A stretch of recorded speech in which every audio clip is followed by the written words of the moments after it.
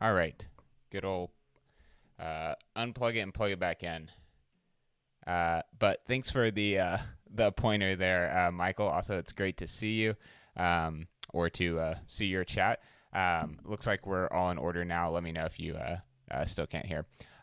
What I was saying prior to getting my audio sorted out was that I'm going to be working on a blog post today. And I thought it'd be fun to stream working on the blog post because it is going to take some trial and error. And also, if there's any folks who want to provide review while I'm going through it, then you can do that, and it'll ostensibly be a better blog post. So let's look back for folks who aren't familiar. I wrote this blog post a few months ago, a 3-year bet on chip design, and I kind of laid out a plan. And what my goal was here is to do one live stream video per month and one blog post per week related to my work. That has been aspirational. I think the blog post frequency has been pretty good. Let's see, this was mid-July. We're now mid-September. So 2 months. Let's see, we count that one. 1, 2, 3, 4, 5, 6, 7. So yeah, we're doing okay. But it could be better. Anyway, I want to get a blog post out this week, hopefully tomorrow. And so we're going to be working on one today, and also got the streaming set up. So I did a stream last Sunday, and that was a good time, and some folks stopped by. So anyway, what we're going to be talking about today, and I hope that I actually noted this down. I might have done it over here in this PR that I still want to review before merging. So last stream we went through this. Oh, nice, I did. We went through building some of this documentation. So I had updated to Vivado 2023.1, and so we are just adding some notes about using it and kind of the sequence that we go through there. For folks who aren't familiar, I'm working on the RDA7 board, which has a Xilinx RTX 7. Xilinx is now owned by AMD. I actually called AMD Embedded, apparently. Bad copy there. There we go. So yeah, I'm using this board. Vivado is kind of the IDE we use. So last time we were going through kind of the process of building a design and configuring it on the board and that sort of thing. So today what I want to talk about is something that also came from another blog post. So I have it linked here. So I posted about this one, this register file. So very simple Verilog module here. I posted this on Hacker News and got some feedback. Some of it was not great in terms of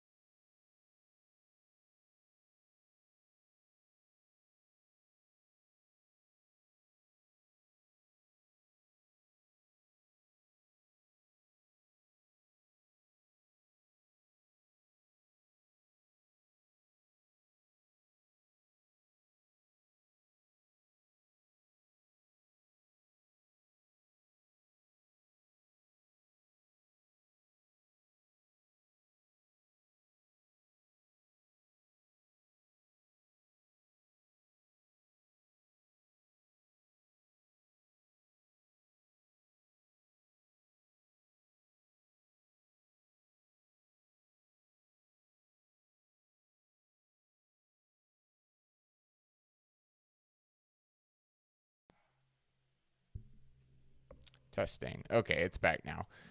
I'll try to keep an eye on that. Thanks again for the pointer there.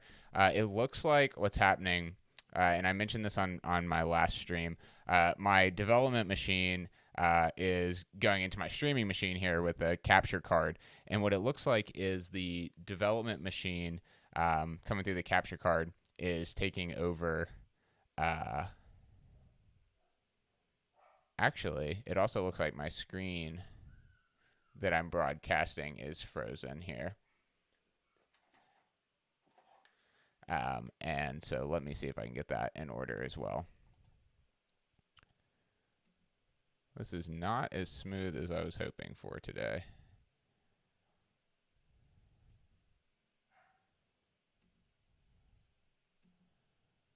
Properties.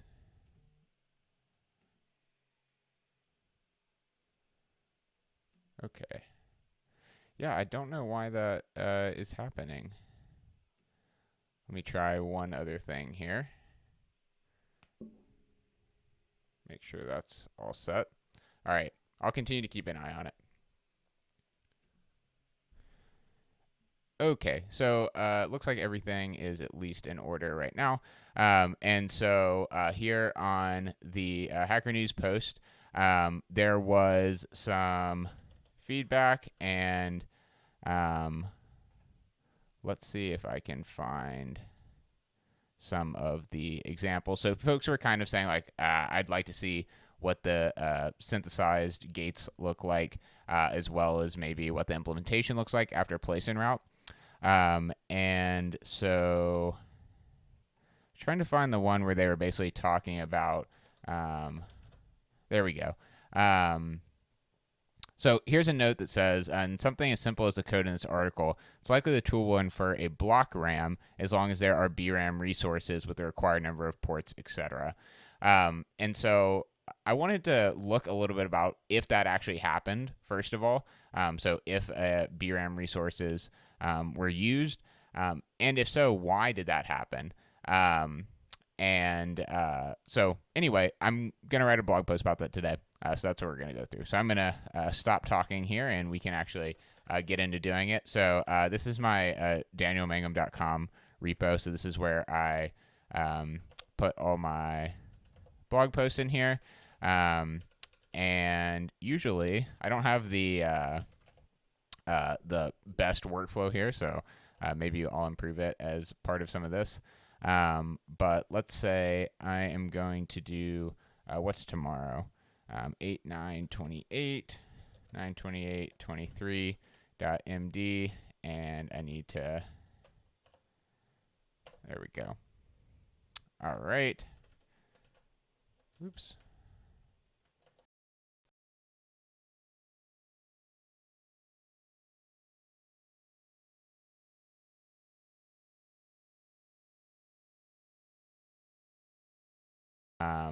Which I usually just copy over. And I'm going to change the date to, oh, no, I want to keep that. Let's see, 29. So go out tomorrow. All right. Whoops.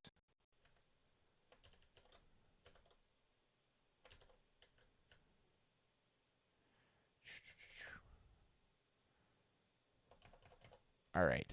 So what do we want to call this? When does... it seems to be messed up again with the...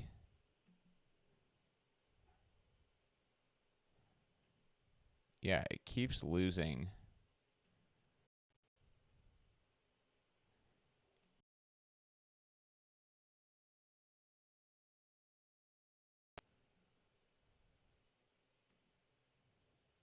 Screen frozen. Huh. All right. Let's give this just a minute here.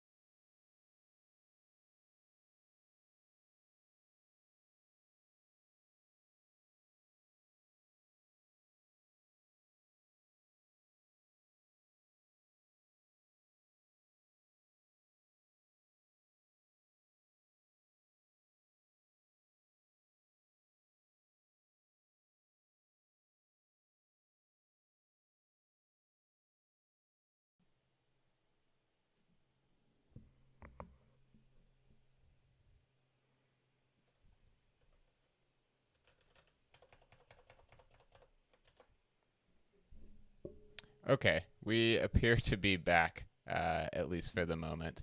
Um, I don't know why everything is not working great today, but we'll try to get back to it here, and I'll keep an eye on it. Thanks again for the updates about whether the screen is working, whether audio is working, etc.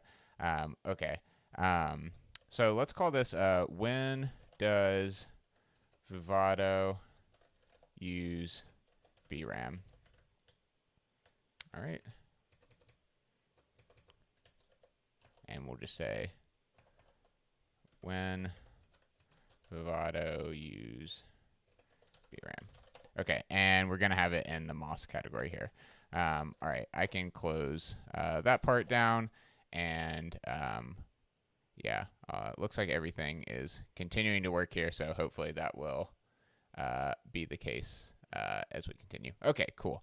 I am going to now go into this RTL directory, and I am going to create a, let's see, maybe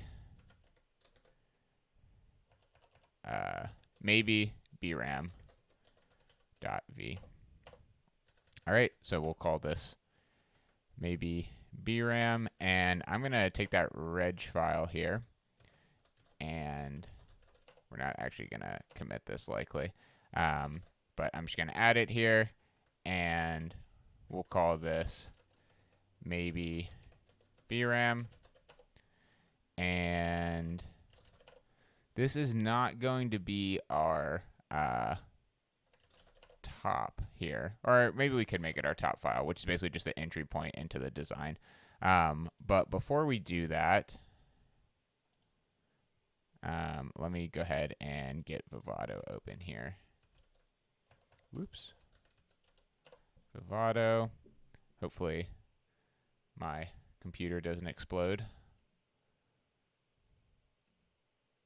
All right. So I'm going to go ahead and open our design here. And it is not going to like that I have all of these kind of coming from, these are not signals that are written. So I am going to just say, well, actually, let's do a, let's create an alternate top here. So I'm going to say touch BRAM top dot v, and I'm going to take the top here, move it over to BRAM top, and let's just keep both these open at the same time. Maybe BRAM, and move this over. We don't need this. We don't need either of these. We're not actually worried about functionality too much here. We are mostly just wanting to say, actually, I'm going to keep that, and let's get rid of these two, and we'll call this maybe BRAM, and this one also maybe BRAM, and let's get rid of this. All right. So we're going to have to update some of these. I am going to keep this. Let's do something simpler. So I'm going to get rid of write control here. And actually, I think I have a better example for this. Yeah, I have this RAM module here. Let's take this one instead. VG yank. And let's hop back over to here, and I'm going to put this in, not BRAM top, maybe BRAM. All right, that sounds a little bit better. So get rid of these notifications. We don't care about these right now.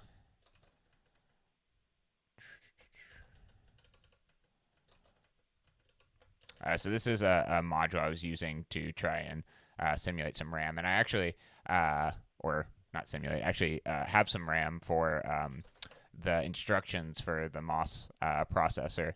But today I just want to show that we have kind of like a big array of registers. So these are 8-bit registers. We have 256 of them.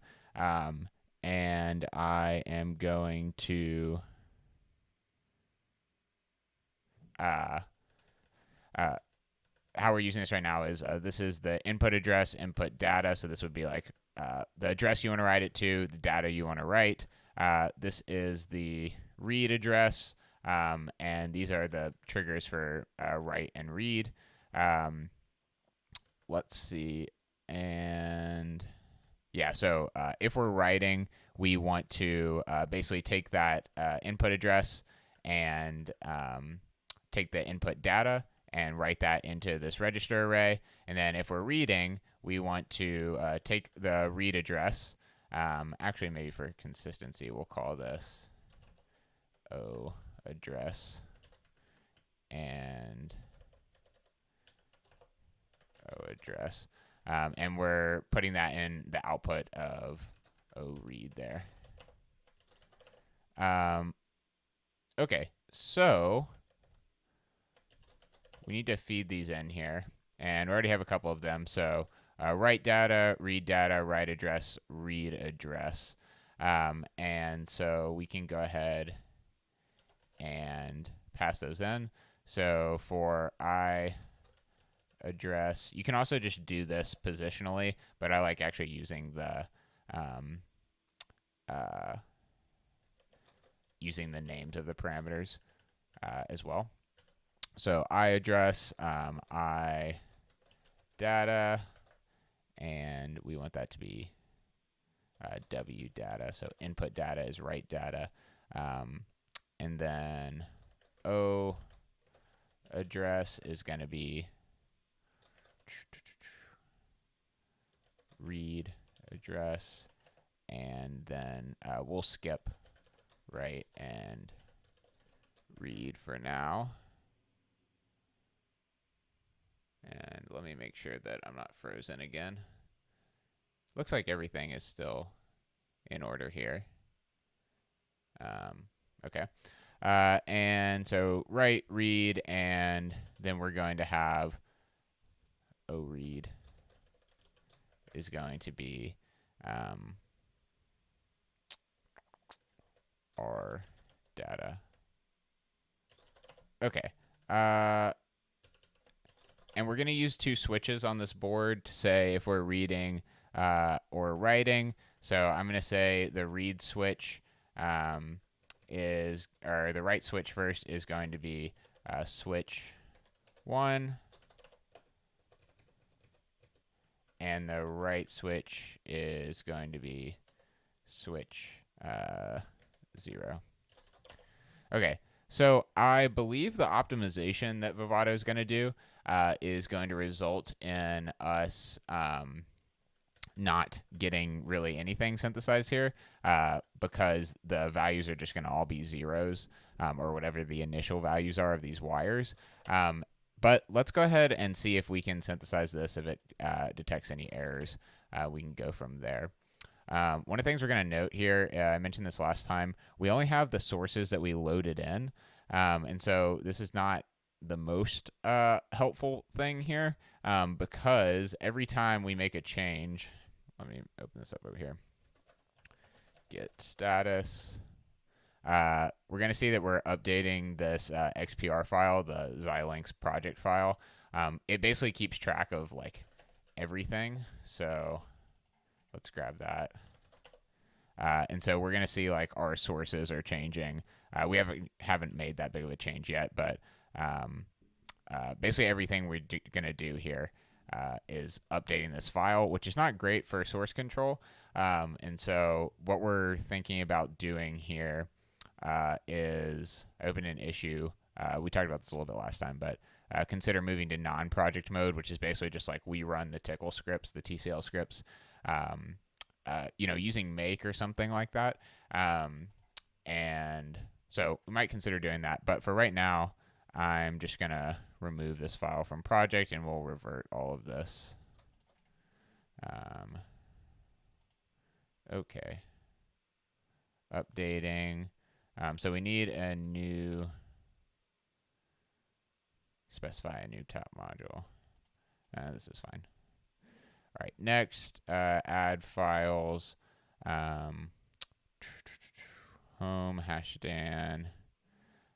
Where are we at? Code, GitHub. Where is Moss comp? There we go. Moss, RTL, and we want to add BRAM top and maybe BRAM here.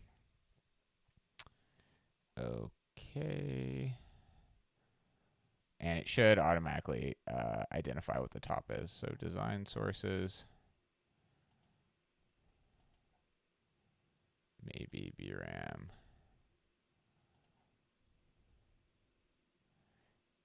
Near syntax error. It doesn't like that I have that there. Another reason I want to do this is I want to do a stream soon where I try to hook up the linter in Vivado. Not the literal like UI, of course, but the executable that gets run when we do run linter here. I want to hook that up to the NeoVim LSP so I can just get feedback from it. It's not actually like a, language server protocol implementation, so I don't think I'm going to get like highlighting, but I might actually get the errors, which would be nice. Maybe I would. Who knows? We should look at that executable later. All right. Reload. And then maybe BRAM has some issues too. Same thing. So classic error from me. Looks good. Reload that.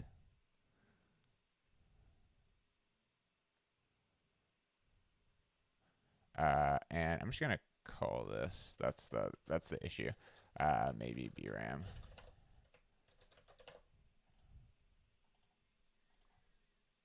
There we go. Looks good. Reload. Okay, so let's run the linter. I think it's been running it automatically for us here, but would be good to check. Oh man, am I frozen again? Nope. Okay, seems like we're all good here. It seemed like just replugging in the HDMI in the back of this machine solved the issue. Okay, so I'm getting some warnings here, but we're not going to worry about those right now because we know that's happening. And so I'm going to go over here, and we don't have any simulation sources. Well, we do have simulation sources. We don't have any test benches to run. So I'm just going to run synthesis, and let's see what we get out of it. So again, for folks who are not familiar with this flow, let's open up Excalidraw. And we can say the steps here are basically RTL design. Oops. Can I get it in the middle there? RTL design, open synthesize design. We're going to hold off on implementation here for a minute. These are actually in the constraints file. We'll take a look at that in just a minute. Okay, RTL design. Once again, these are mentioned. Oops. These are mentioned over here in this pull request for anyone who is interested. So we basically have, well, we left off RTL design. Synthesis. Okay, simulation. RTL analysis. So that was like the linting, etc. Synthesis. So we're translating the RTL into a net list. And so let's actually model this potentially as, we'll call this RTL. So we're using Verilog here. And this is going to be a net list. And the process by which this happens is synthesis. And also another interesting thing here in Vivado that you can see in the log and you can check actually different logs for synthesis, implementation, and simulation.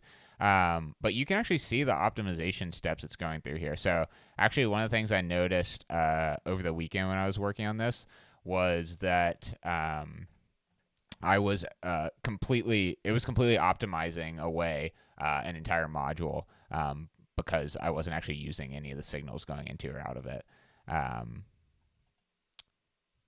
So here's an interesting thing: detailed RTL component info, registers, looks like one, and RAMs. So we're going to be interested in that. And also I'm going to talk about what a block RAM is in a minute. But once again, we have our RD-A7 or RTIC 7 kind of view here. Maybe we can make these a little bit smaller for now. So you can actually zoom in and see all the components, which is pretty nice here. So we can go through and you can see these slice L and slice M tiles here. The actual terminology used by Xilinx, I've started a doc on that as well. Hex. Let's jump over here to docs, learn Xilinx. So we have the BL basic element of logic. So that would be like the BRAM. We have the site, which has the basic elements of logic: site pins, site wires, tile, node, FSRs, and SLRs. Also, this, everything's going to open in here by default, it seems. I'm going to pop it over here. So this is really nice for kind of like pointing out and illustrating this view. The site, a group of related elements and their connectivity is referred to as a site. Inside of a site, one can find three major categories. So logic, basic element of logics, we'll just call them bells, site pins, and site wires. So let's see if we have these slice. Yeah, okay, so a site would be like a slice L and a slice M. So let's actually note that down because site, let's see, contains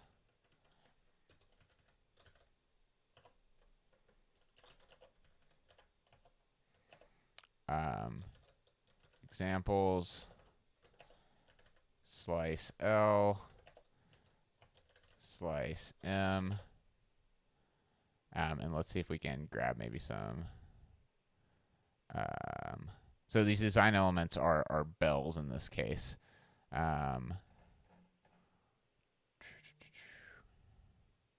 yeah, we're looking at 7 series FPGAs. What is back? I wonder if it has. Oh, that's not very helpful at all. Xilinx slice L slice M. Here we go. So this is support. Hopefully they'll link us to a doc here though. Okay, so slice L stands for logic.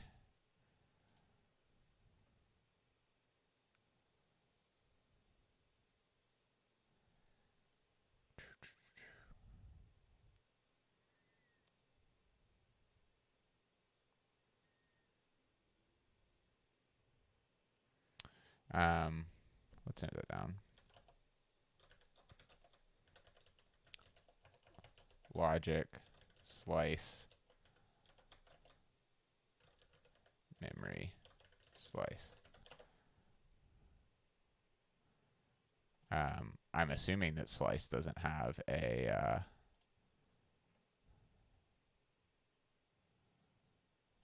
this is kind of interesting for what we're trying to work on today.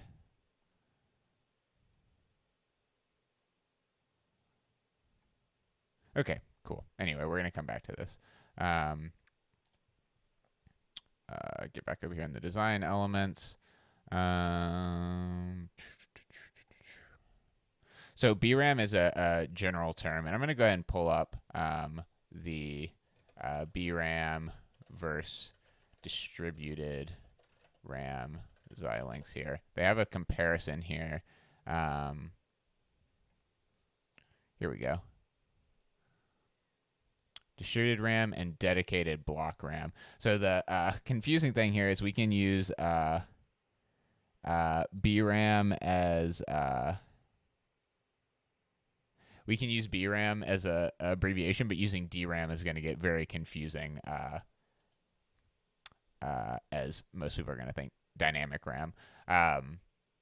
But this is the table that we're going to actually use here in a bit. So actually, I'm going to go ahead and grab this because we're going to want this in our blog post over here. So yeah, one of the things I do when I'm writing blog posts is I just accumulate links all the time. Sometimes I do it in Notion and then move over to NeoVim for writing. But anyway, what we see here is we have a bunch of slice M and slice L's here. If we zoom in, we can actually get some Bell properties here. So this is an A5 LUT or a lookup table. And we can see here if we site properties. Okay, so I could have just used site there. And then I think the blue here is a tile. Yeah, okay, so this is actually really helpful. So we have bells in here. We have the site, and then we have the tile. And so CLB usually stands for configurable logic block. So let's note that down. Tile configurable logic block CLB. Okay, and then a node. Let's see if it gives us node also. I think like one of these might be a node. So tile, can I get larger than? Oh, I'm showing something bigger there. Let's see. Tile properties. What if I just go here? Clock region properties. So that's bigger if we have the clock region properties, FSR. So what is a node? Let's jump back over here. Tile.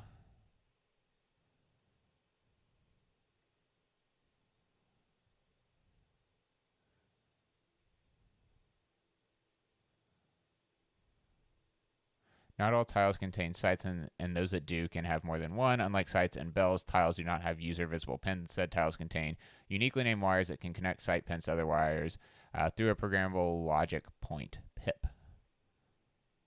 Okay, cool. As there are no pins on tiles, the notion of a node is used to describe the connectivity of wires in between tiles. A node is a collection of electrically connected wires that span one or more tiles. Figure shows how four wires that abut among four tiles form a node. Okay, well, let's see if we can find one of these wires in here. They might not be visible. So, I think that the node is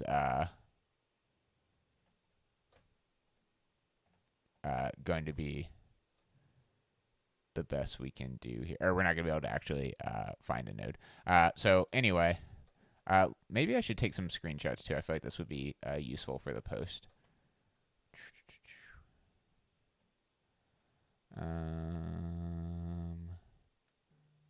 Trying to grab. This is actually kind of nice for the tile properties. And I might crop it down though. Take a screenshot.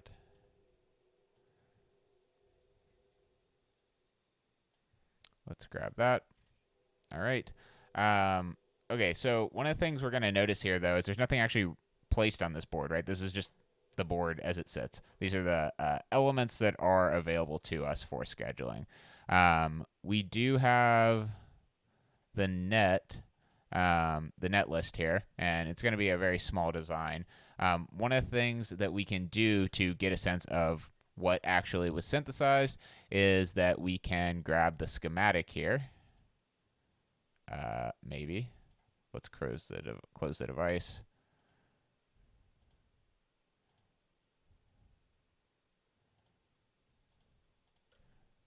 I'm just going to try rerunning it. That's weird that we can't. Usually I can get a schematic from it. It could be that since there's no netlist properties, it might just say that this doesn't do anything. I'm guessing that might actually be the case.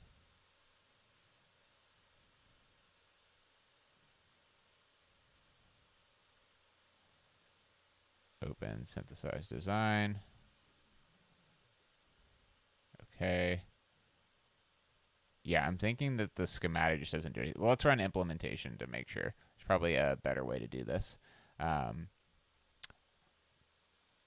I'm thinking because these are all just 0, right? We're not actually going to be able to do anything. The values in here are all going to be 0 or their initial value, and the addresses are always going to be 0, so it doesn't really help us too much. Also, it looks like we have some. The design is empty, yeah. Yeah, okay, cool. So that's kind of expected here. So I really just want to get this to synthesize. I don't need it to actually do much here, but we need these to actually be able to be set and changed. And so, I'm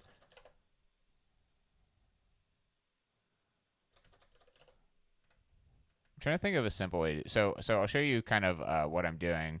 I have the RAM in here in this design, and then I'm using my UART receiver and transmitter to basically set values and then write them. So the idea, we're actually getting this to work, and maybe I'll show this at some point on the stream here if we have enough time. The idea is that we can, from my local machine, I want to be able to write over UART to basically store something in RAM and then basically flip a switch and read it back out of RAM. So it's like an echo machine kind of. And it's working to some extent. There's still a few things to fix up here. But the issue, if we don't have kind of any input coming in here, is that these values are always staying the same. And so if we wanted to,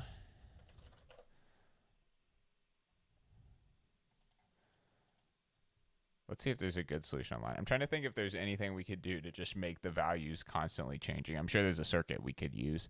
Let's see. Verilog make counter.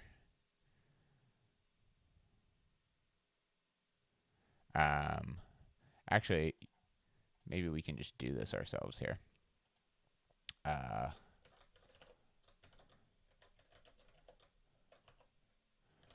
Counter dot v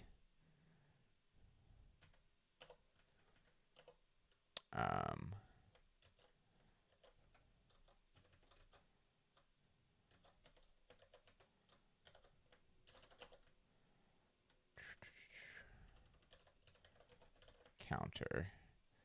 And I think I'm just going to take all these in, and in this module, let me close this one for now. In this module, I'll drop it over here. Counter, counter, and I'm just going to feed in all of these signals. So W data is W data. R data is R data, and we need a clock here too.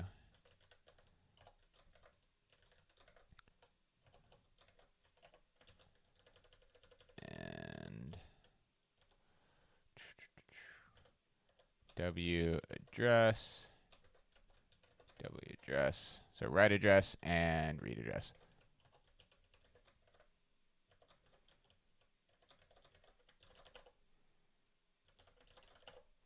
Okay, so our counter here, actually, maybe we'll just call it like a well, it's not a randomizer.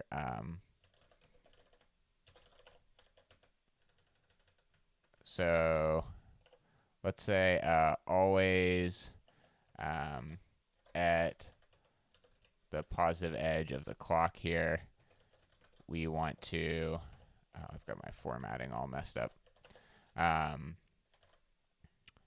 We want to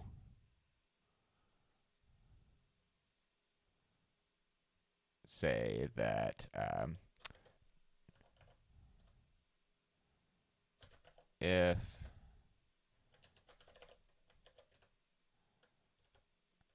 W data, oh wait, we can actually just use the short form here. W data equals, or we want to do W data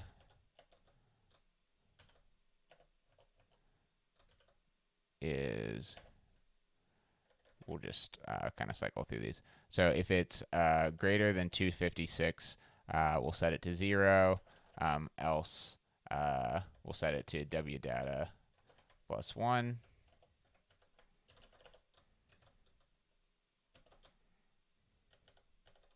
And we'll do the same for change our data. Our data.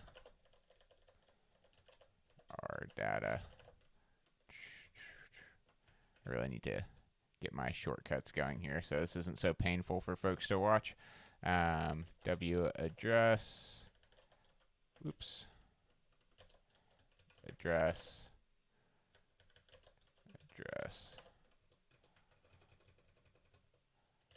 Our address. Our address and our address. Okay. Sorry.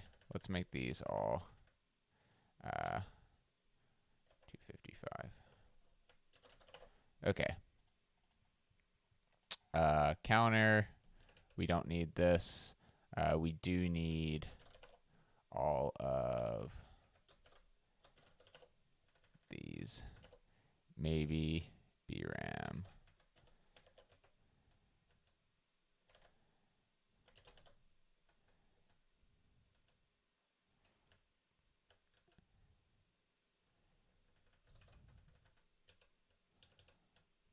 Oh wait, actually. Yank.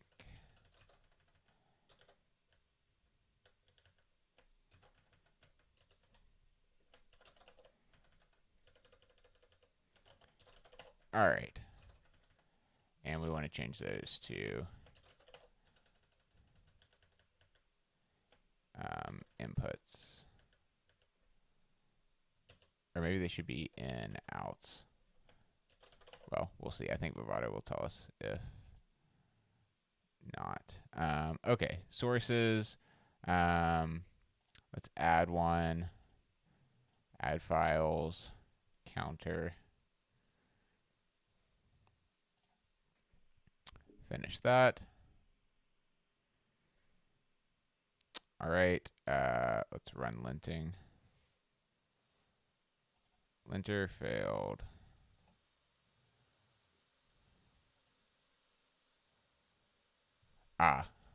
We can call these all input reg. And if you mark an input as a register, it's basically just creating a register and then assigning to it every time. So it's kind of like syntactic sugar there.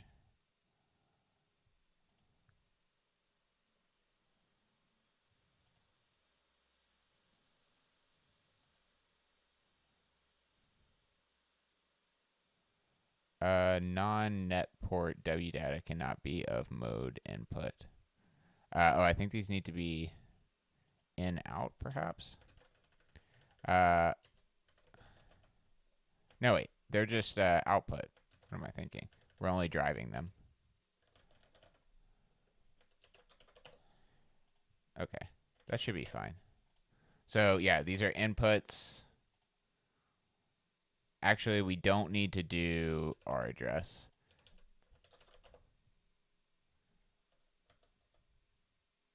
Sorry, our data, because that is being driven. Okay, cool.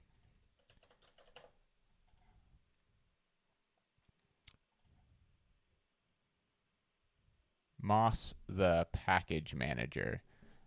I see a comment there. Is there a package manager called Moss?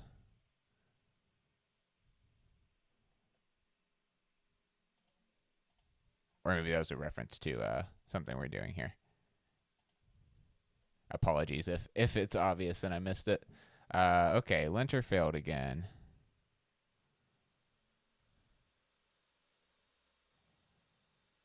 Our data does not exist. Oh, they thought this maybe was a different project.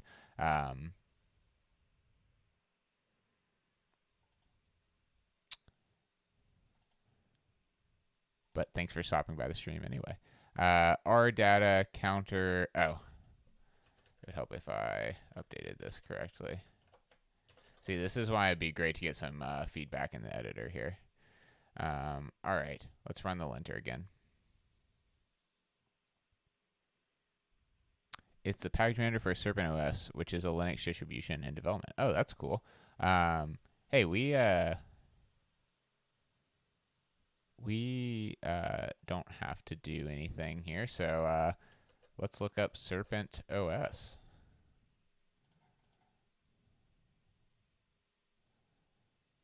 Serpent OS strives to provide the perfect hybrid experience of traditional package management driven Linux distribution powered by the latest technologies, stateless by design with atomic updates at the core. Serpent OS aims to close the gap between development and production. Oh, seems cool. Oh, and Moss. System management tool for Serpent OS.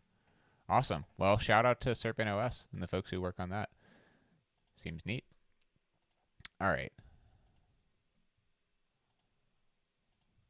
Okay, so let's run in synthesis again. Okay.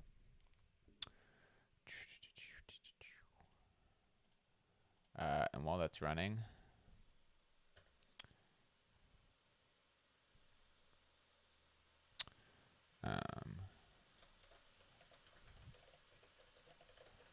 working on the logic design for, okay, open synthesized design. And so our net list, it looks like net list is still empty.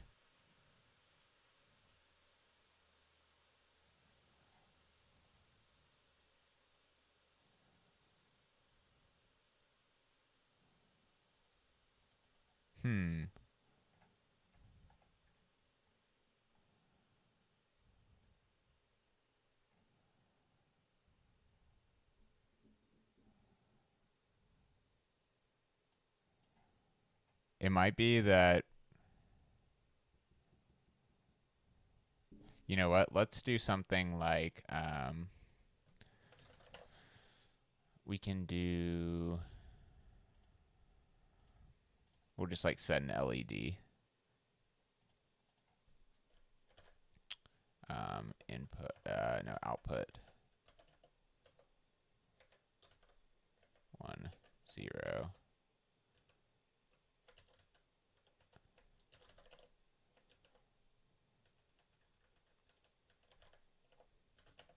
There's probably actually a like directive we can put in here that says like don't eliminate this in synthesis. Let's actually take a peek at that.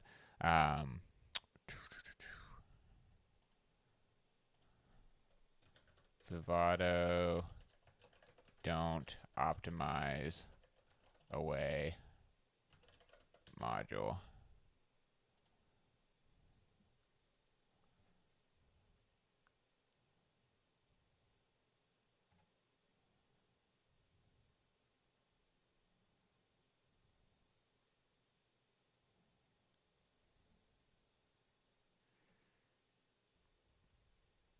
The logic does not exit the FPGA. Yeah.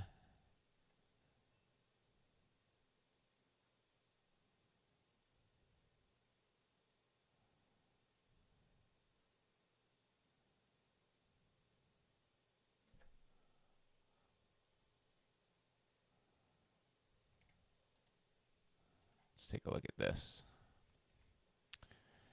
Design assistant, don't touch.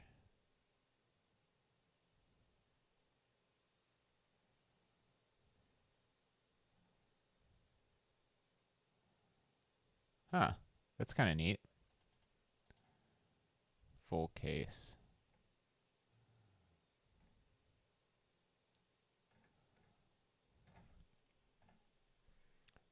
Maybe we can get a list of all of these. Vivado, Verilog, attributes. Here we go. Synthesis attributes. Don't touch. Nice. Okay, this is really cool. Synthesis attributes. No, I want to keep that here for now.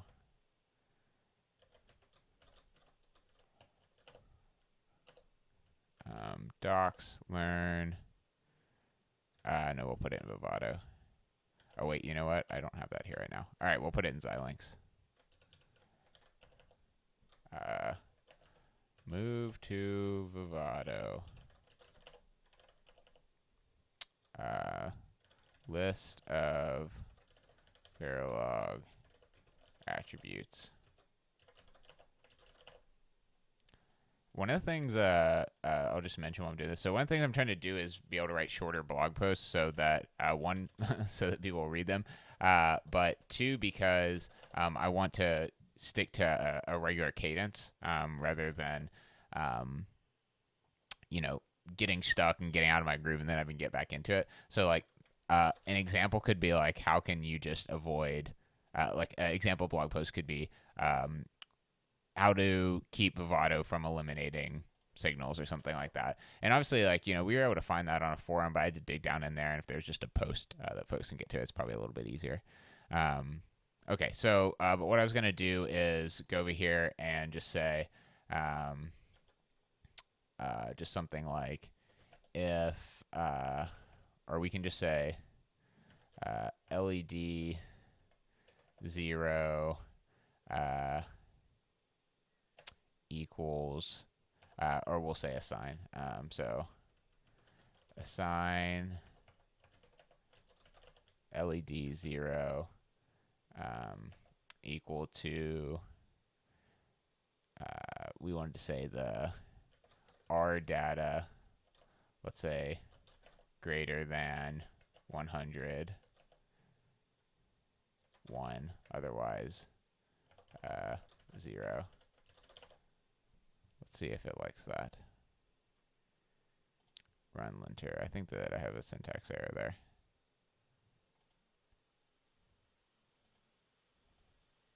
Okay, no, it just doesn't like that I'm not assigning one of the LEDs. That's fine. We don't need to use it right now.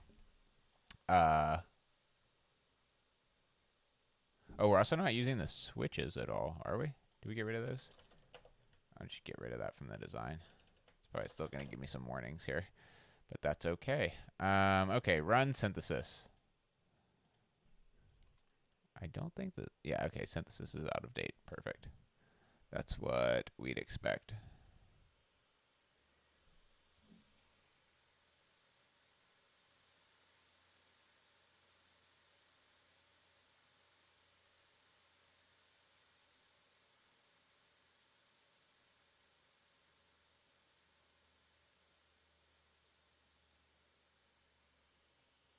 Synthesis failed. Okay, so we do have an issue. Good times. View messages. Switch is not declared. Oh, we are using. Jeez, man.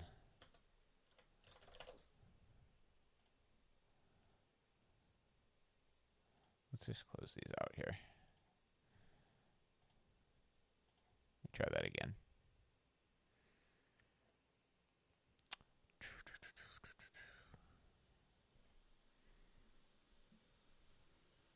Okay, seems like it might be going now.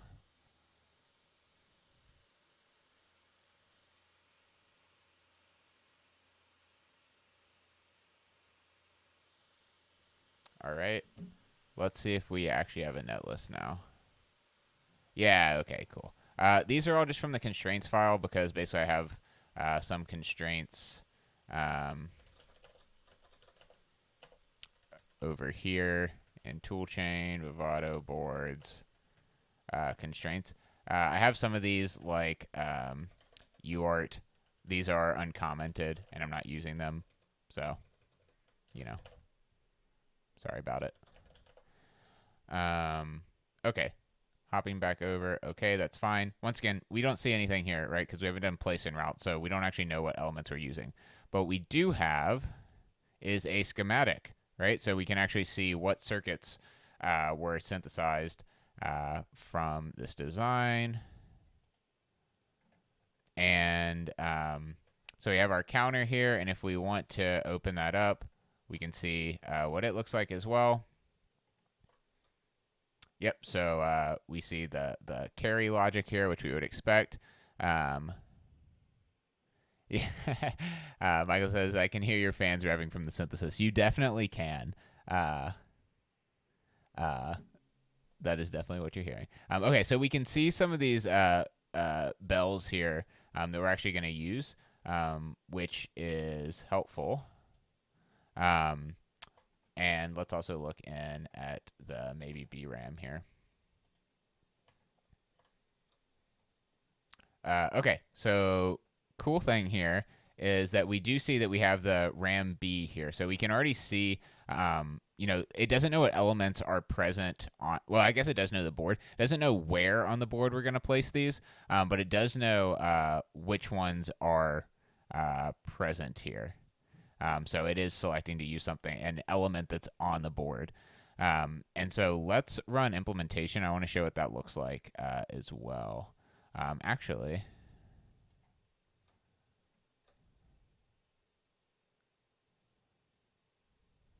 huh. Okay, that's fine. Sure. So I'm going to take a screenshot of this here. Nets. Leaf cells.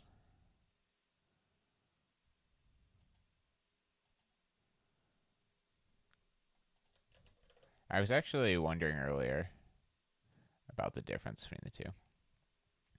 Of the nets versus leaf cells, and I can kind of like infer what it's talking about, right? What is the leaf cells, the things coming in and out, and then the nets are what's connecting them. But I don't actually know why they're called leaf cells, to be honest. Let's actually look that up. Vivado leaf cells.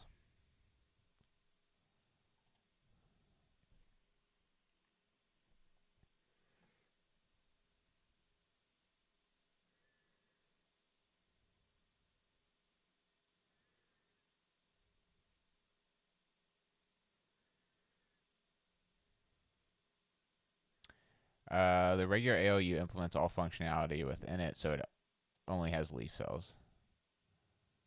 Okay, yeah, so I think if we go up and say nets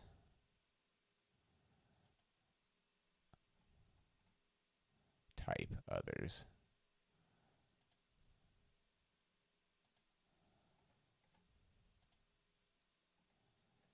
Parent.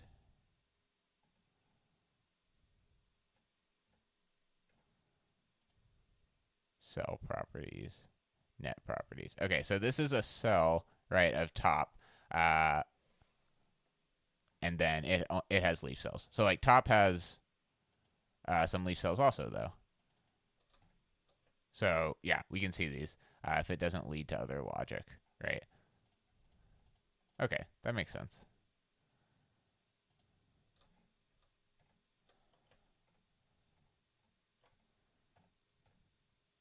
Cool.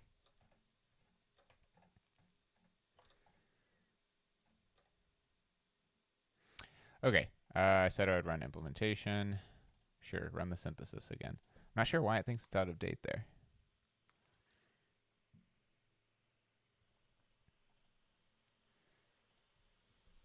Definitely hear the fans now. I've been working on the logic design for Moss. I have regularly been checking out, regularly been investigating how Vivado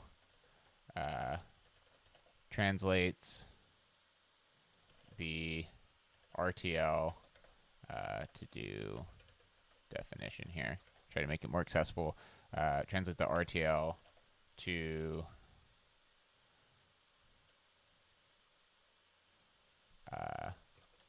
basic elements of logic. Bells.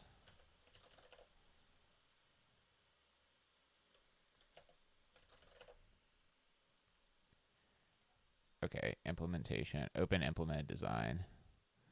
No, we can keep it open too. No, whatever. Okay, so we actually have things that are routed on here. Lona, our dog, just brought me a sock, which means she wants some attention. So if we zoom in here, this is what we want to look at. So these are actual elements, like literally physical elements on the board here that we can zoom in and take a look at and see how they're being used. And what I want to point out here is this big bell here. It is a RAM B1 8E1. Interesting. RAM B1 8E1. Okay, let's note that down. RAM B1 8E1. Okay. And then I'm going to try to cross-reference. So basically, the whole point of what we're doing here is there are these large RAMs, random access memory elements here on the FPGA. So we can see this kind of like a line of them here. And the one of the things you're trying to do whenever you're working with FPGA is you have your resources here. I mean, this is true for like ASIC design as well, but you have your resources and you want to efficiently use them, right? So if there's if you're creating an array of however many registers we had, 256 registers, then you likely want to make use of this one very large component that can handle storing those. It would be likely, I mean, it all depends on the design, right? What other stuff you're doing in your design.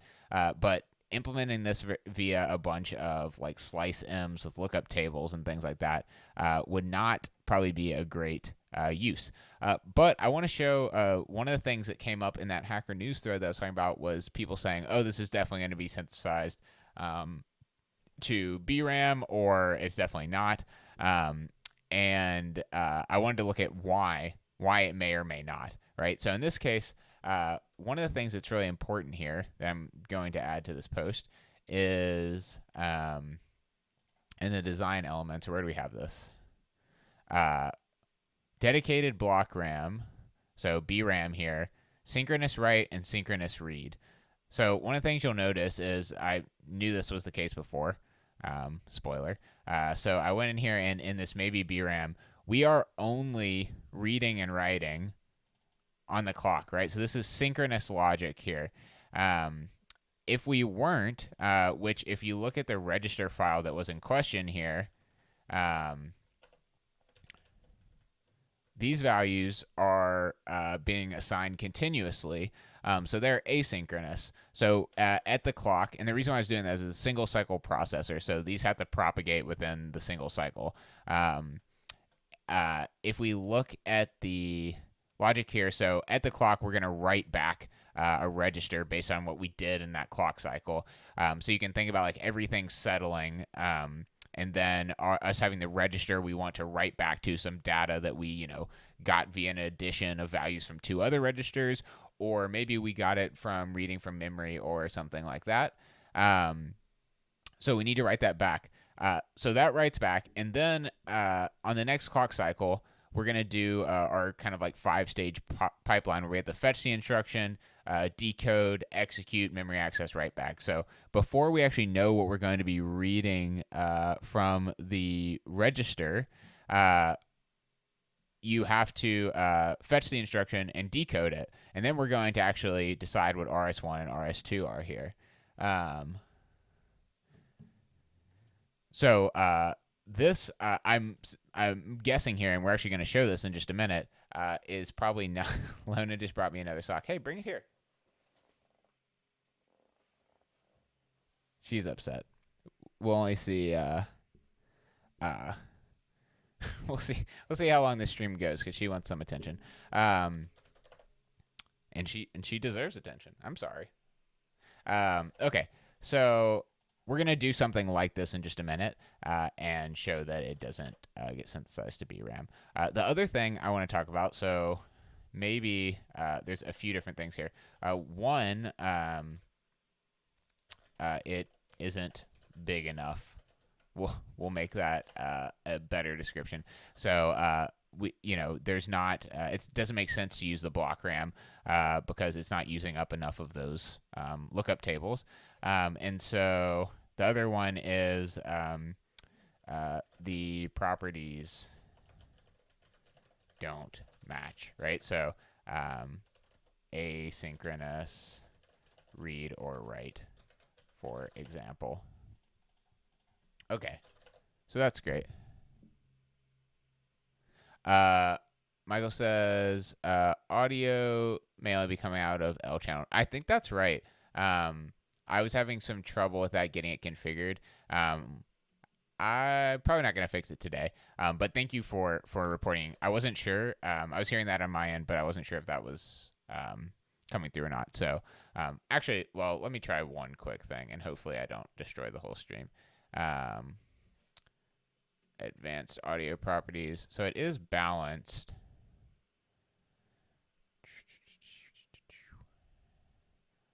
Probably need to stop making that sound into the microphone. Properties. Oh, I think I can actually do it.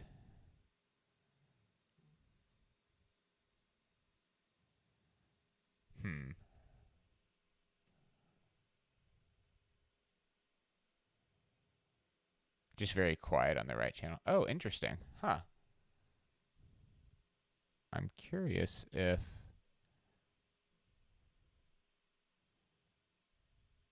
Did that help at all? By chance? It might have been some just literally on my audio interface here. Interesting. Okay, well, let me know. Okay.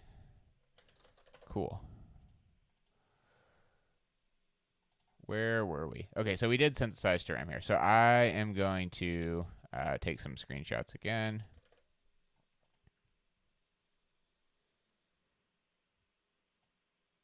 Fingers crossed. Okay, that sounds good. Also, why do I have sound on here? I don't need that. Okay, and so we're just using a few other elements here. Okay, it didn't work. Darn it. Okay. I will look into that. Thank you for bringing that to my attention there.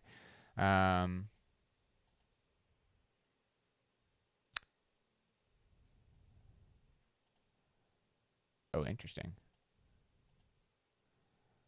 Bell properties. Oh, this is considered a cell.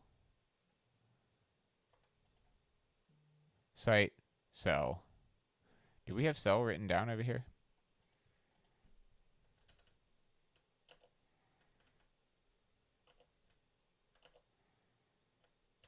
We didn't.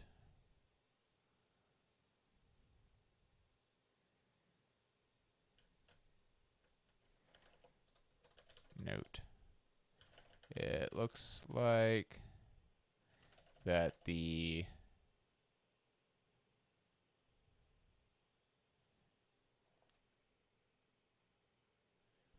it looks like that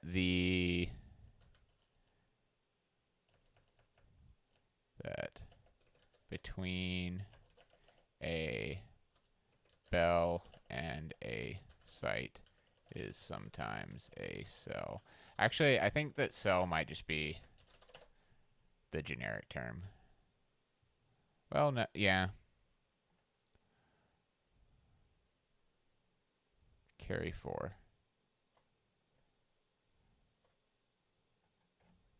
Well, let's see if carry 4 is listed under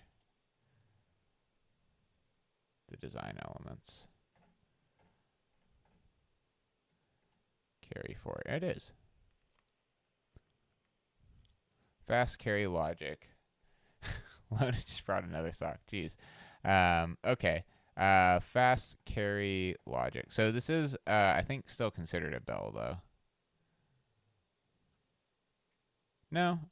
Maybe it's something different. Okay, anyway. Also, it has these ways you can instantiate them directly. So anyway, used our BRAM there. Let's try. Actually, let's actually write some of this post because I want to make sure I have. Okay. As I've been working on the logic design for MOS, I've regularly been investigating how Vivado translates the Verilog RTL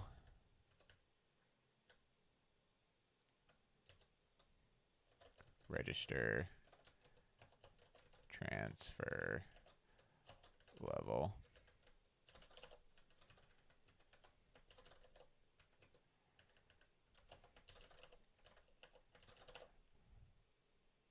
Actually, I've been thinking about this for a long time. RTL versus HDL. I know the language is the, what's the difference? Let's see if we get a good answer here.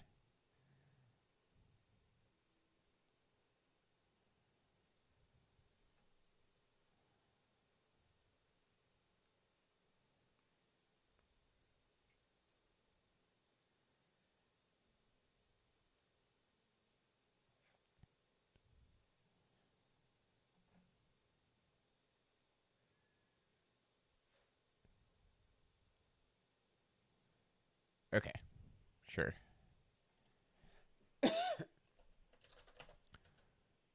So Verilog HDL could be synthesizable or not. I don't know if that's a exact distinction I'd want to make, but essentially,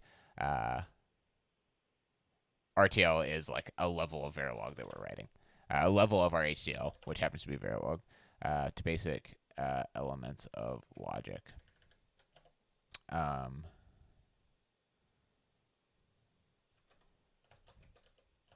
Bells represent the physical components on the FPGA. Oops. That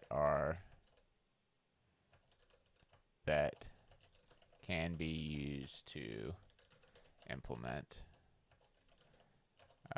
a design.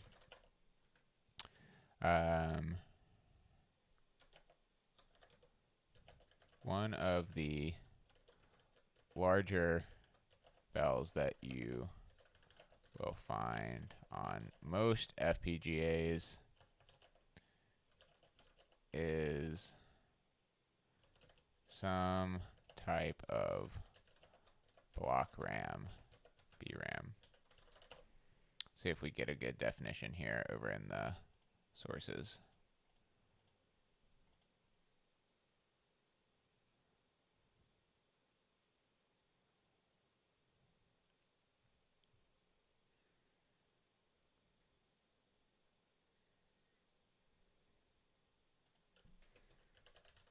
Block RAM, Xilinx.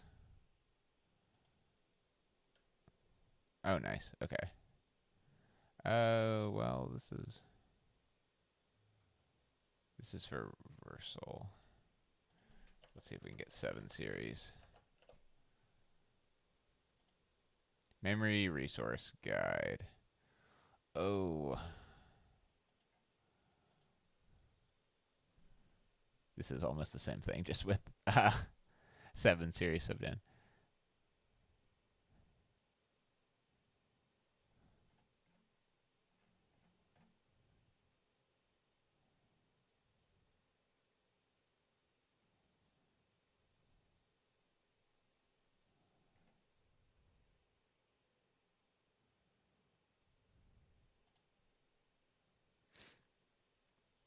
So we're using this RAM B1 8E1.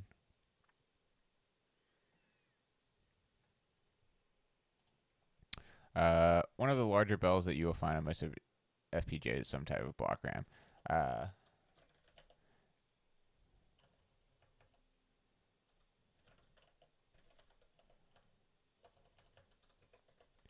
BRAM can be used when there is a large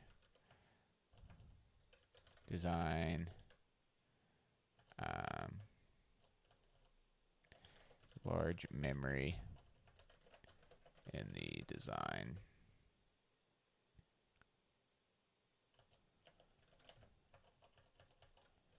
And it would be wasteful to consume other, I don't know if it's right to call them dynamic resources, but we'll do that for a moment. Dynamic resources to implement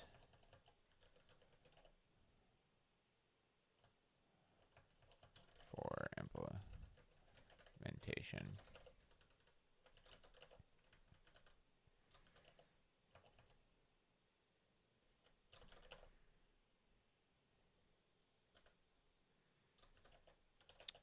I was curious, might clean up saying I was curious, but I was curious when Vivado would choose a BRAM bell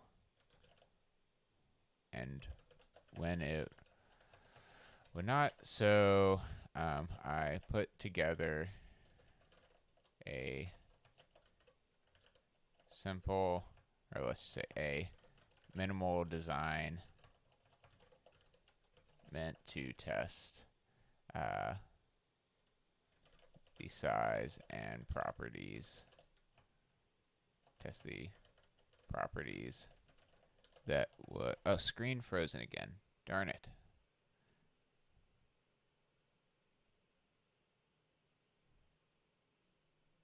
And no, audio is still good though.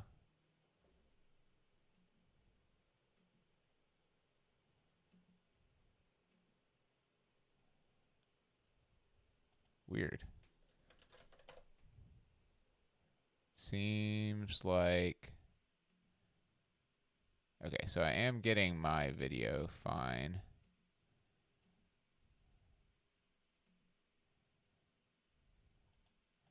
That's pretty strange.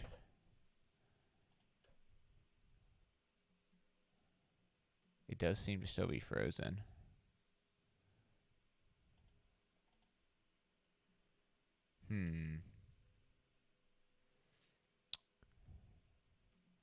Let's switch this one over. Apologies for the close-up. Okay. Properties.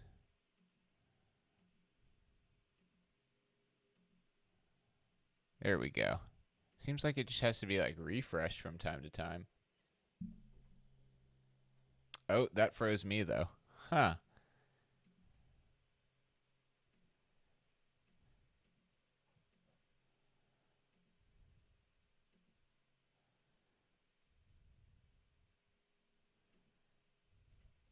So I'm frozen, but the screen is now working. Interesting.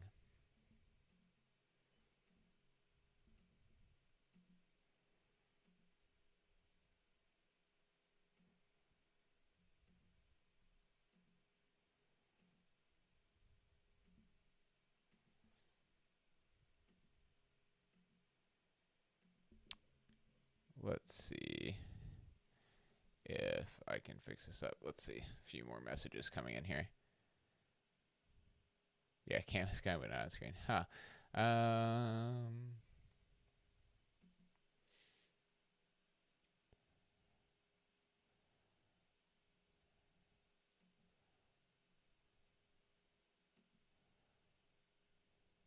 All right. So for a moment here, I can see that's still working.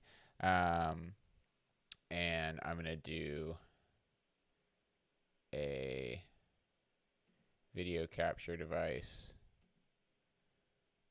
Add existing capture card. No, that still doesn't work. Remove. Yes. Default. Remove.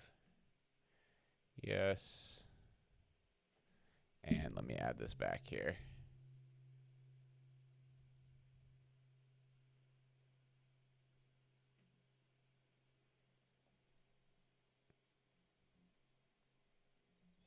This laptop is getting hot.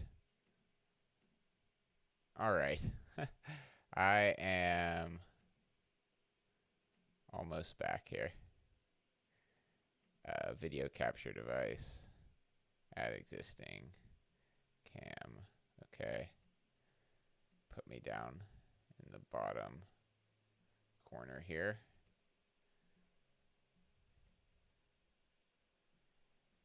And make it a lot smaller.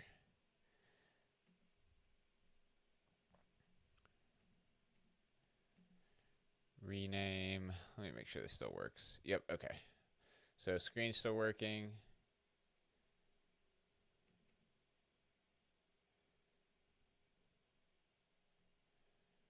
Cancel. Screen looks good. And I'm back. All right. Good times. Okay.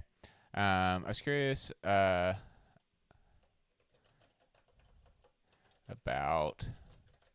when. Okay. I was curious about when Vivado would choose a BRAM basic element of logic and when it would not. So I put together a minimal design meant to test its properties. Okay. The design consists of 3 modules. Top.v. I'm learning right now that writing while live streaming is, for some reason, quite difficult. It seems like my thoughts are somewhat impeded. Maybe it's because I'm trying to talk at the same time. Top.v, counter.v, and actually, I don't want these to be bullet points. I'm actually going to put the code in here.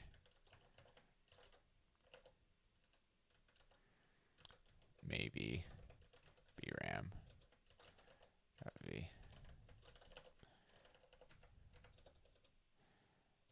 Who knows if it has Verilog formatting in Hugo? I would be impressed. I feel like it might actually. I think I did that in the last post. Okay, let's copy these over. Module top. Oh, no, I need to put that in the right buffer there.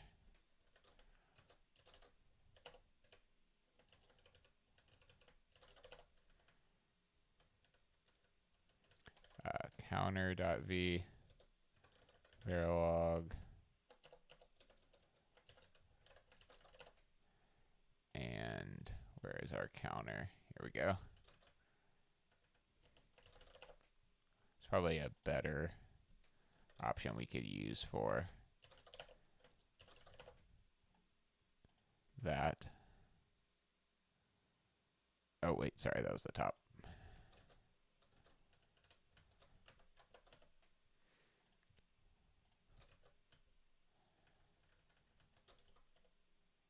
Oh. Here we go. All right, and maybe BRAM.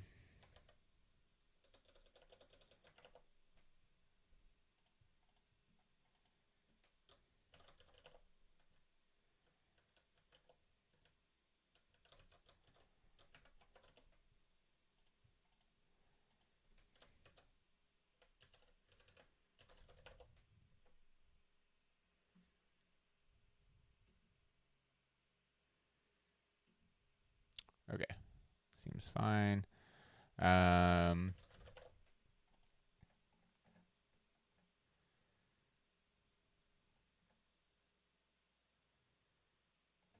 We could probably actually just eliminate the switches here.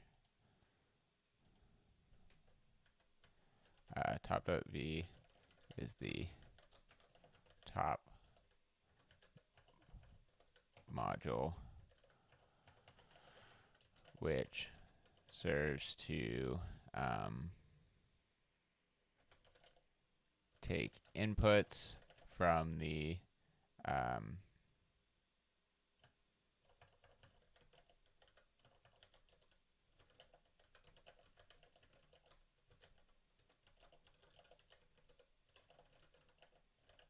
two child modules.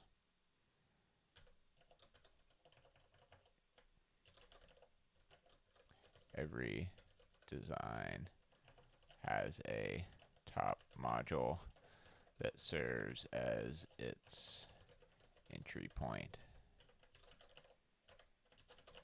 Okay.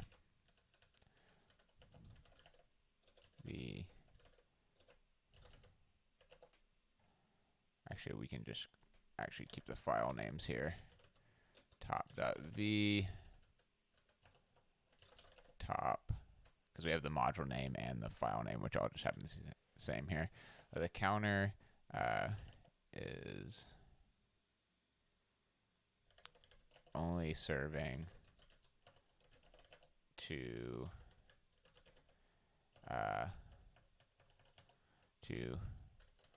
manipulate the values of the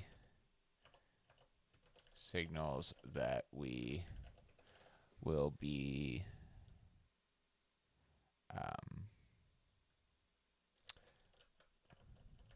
using in our RAM module.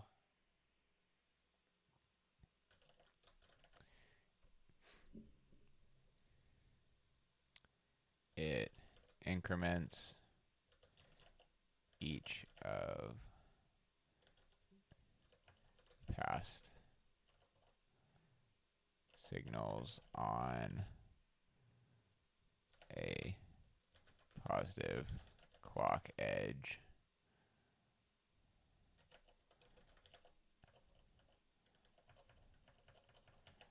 until they reach 256, at which point they will be reset to 0. Okay.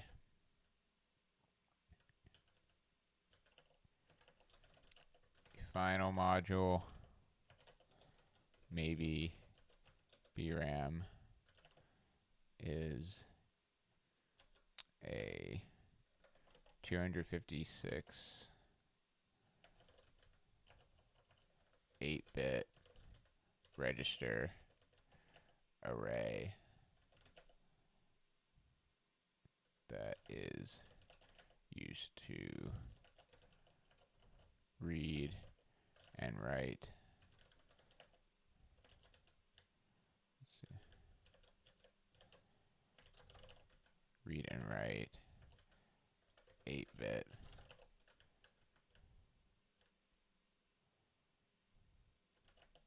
values to and from storage. Okay. This is used to store 8-bit values and can be read from and written to.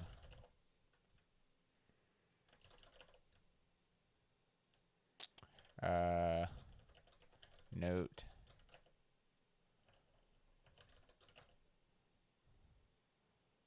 to do mention the, so I actually want a note here, and a quoted note.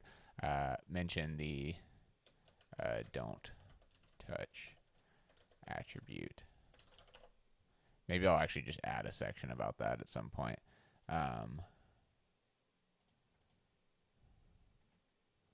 Don't touch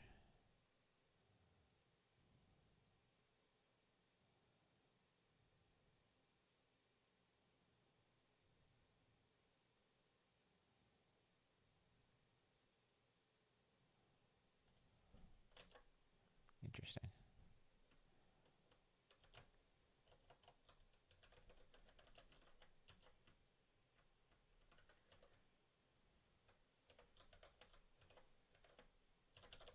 Okay, cool.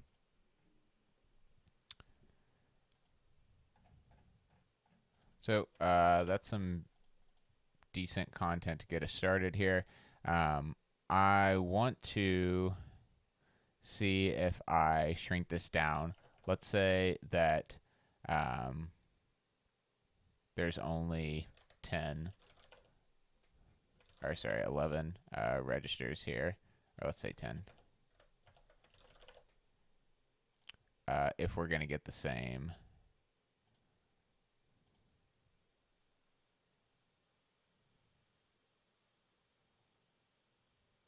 Don't save.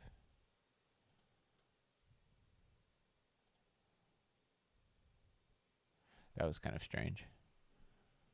It seems like it's getting stale synthesis here, which could make sense. Since I'm not actually editing the source files in here.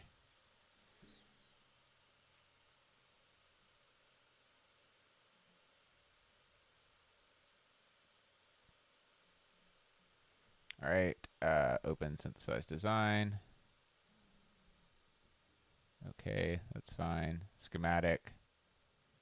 Maybe BRAM. Okay, so we're still actually using the RAM here.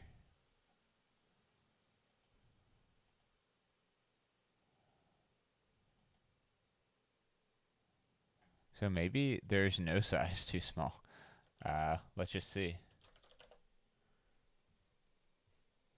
Maybe because the design is so small, it's just saying this is synchronous read and write, so this is how it's going to be.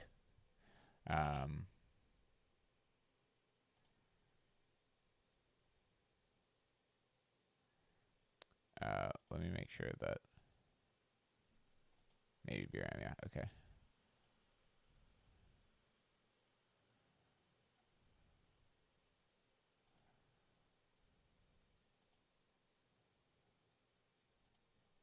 I am skeptical that it's getting the... No, it definitely is, okay.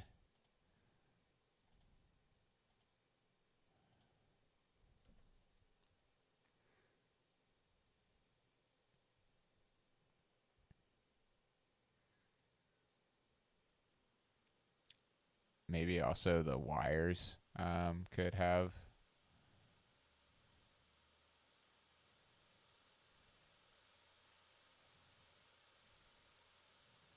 It's kind of neat. We see like the write address and read address here.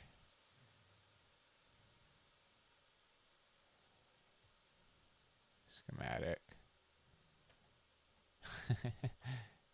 Oh wait, we're just looking. I was like, wait, what is going on here?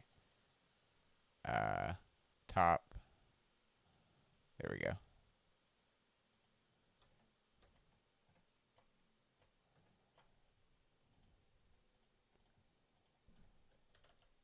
Just make these all one. Oh wait, no, sorry. This is still 7 bits. Or 8 bits. Jeez. 1, 1. All right.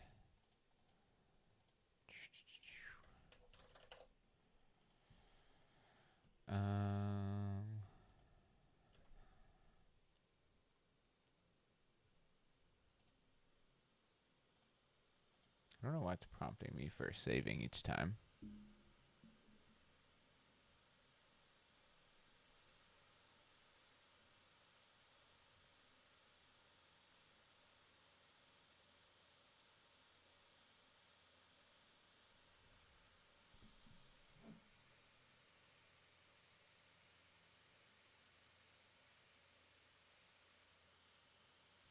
Open synthesize design.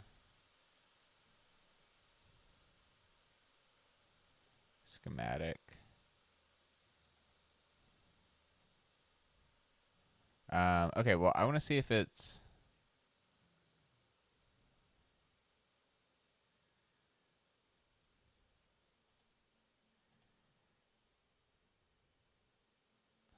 I want to see if it's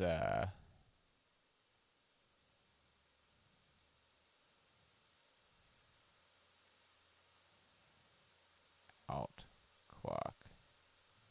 Huh, interesting the inputs here.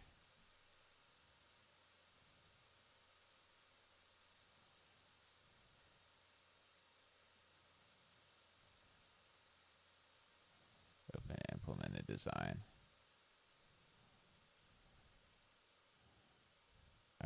Where is our device?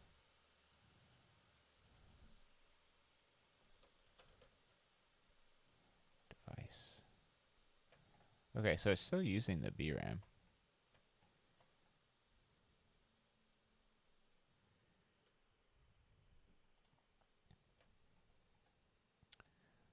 Switch one.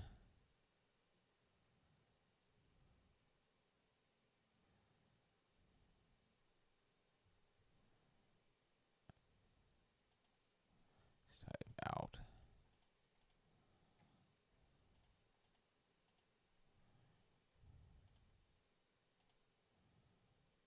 Okay, so this is input data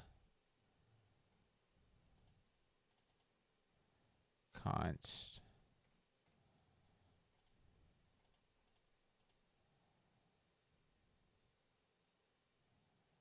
Ah,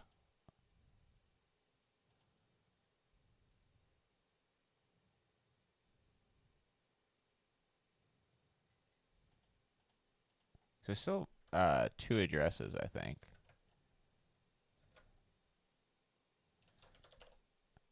But so we have 2 bits, right? 0 to 1, and so we have 4.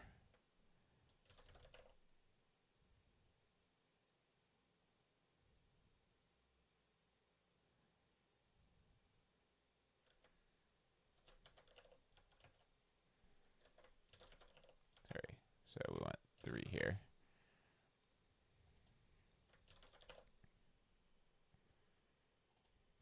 Two to the 2.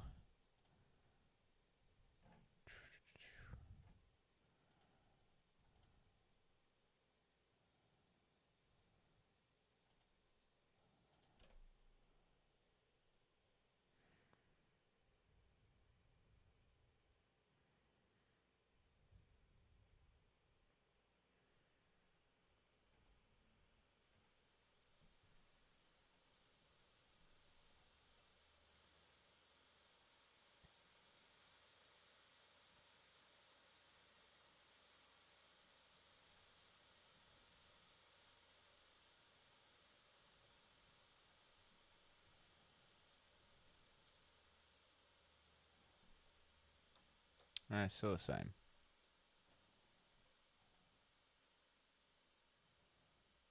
The data that's coming in.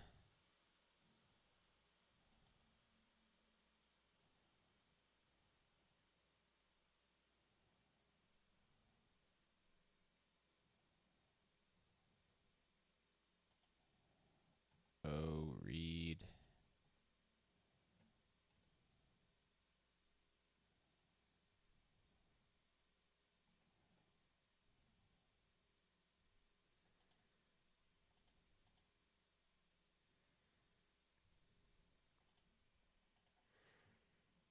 Of our switches.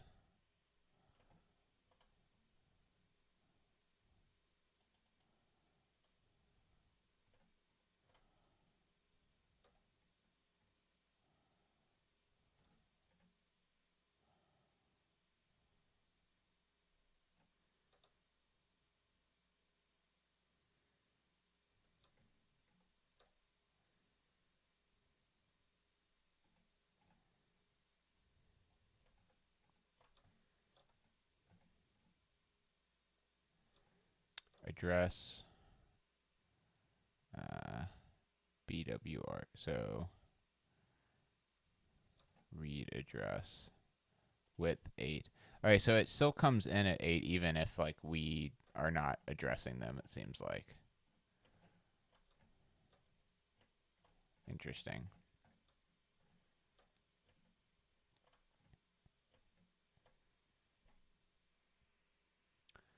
Just because it's selecting the RAM.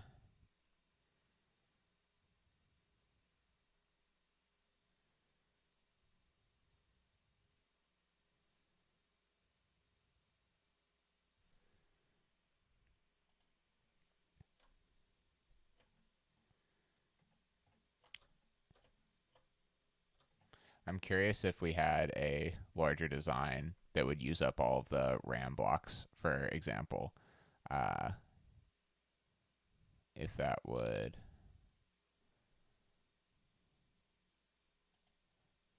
NC not connected.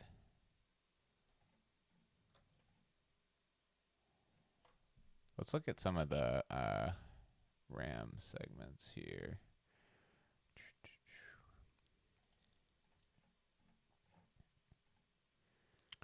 RAM B1 E81 18,000 bit.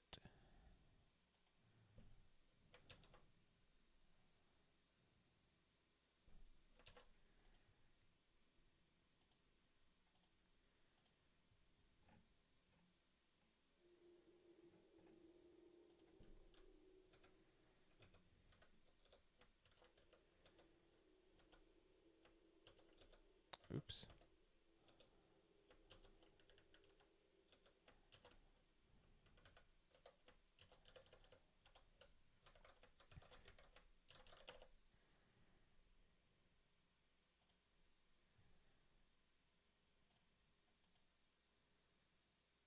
Variable synchronous block RAM.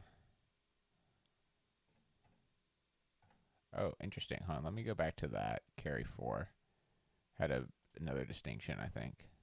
No, they're all primitives. Okay.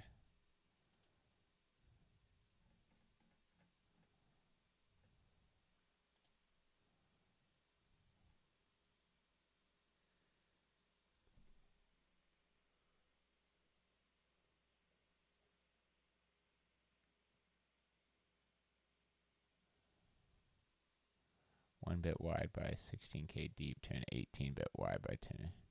True dual port RAM.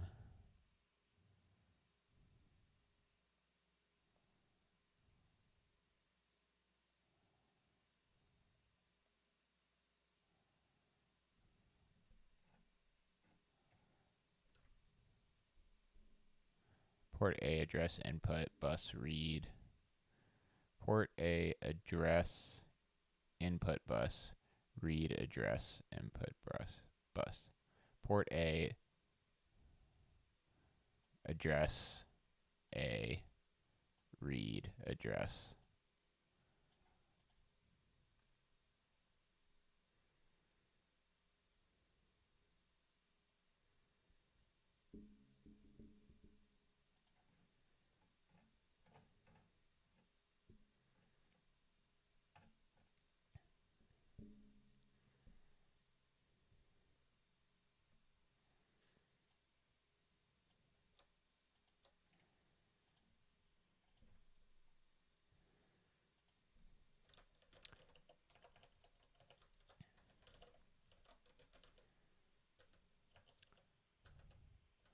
Synthesizing. We can see that the maybe BRAM module primarily consists of a, let's see, let's just be exact, consists of a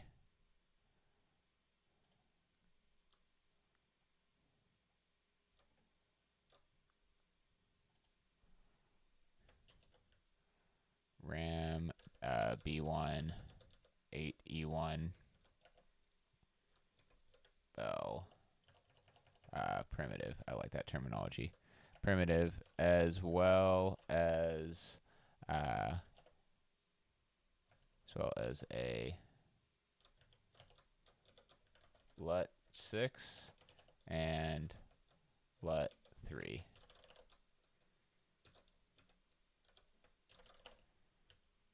Let's grab links for those.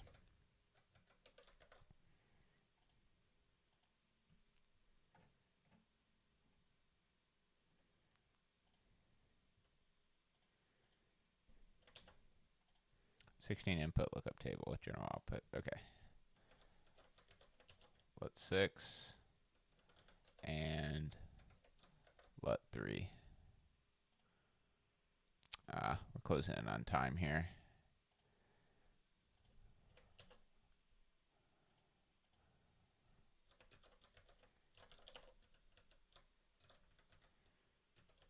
Whoops.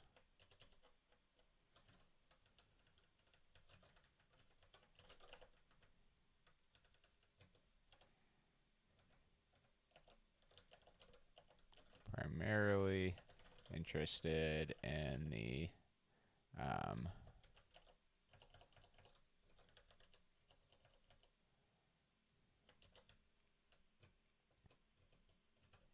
feedback yank.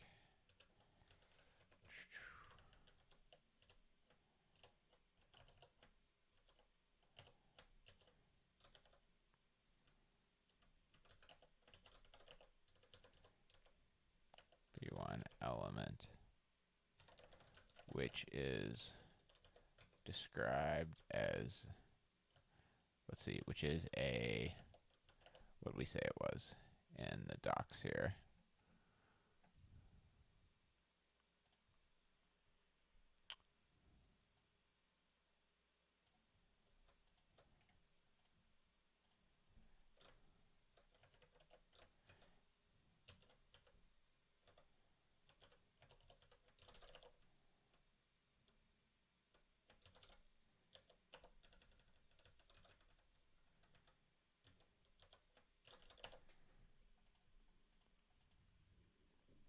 Let's also look up should size impact using block RAM or distributed RAM.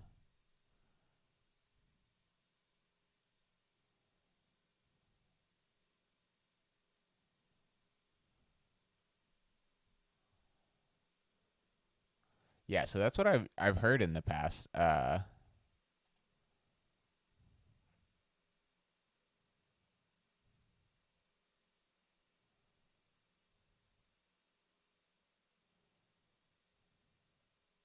Well, let's see. Does it also whether to use distributed RAM or dedicated block RAM can depend upon the characteristics of the RAM described in the VHDL source code, the availability of block RAM resources, and whether you have a force-specific implementation style using the RAM style attribute. Okay, so I mean, like, I feel like a good blog post would just kind of like enumerate these. So the availability of block RAM resources. So we're shrinking it down. It's still using block RAM. Well, there's only one block RAM that is potentially going to be used, so why not?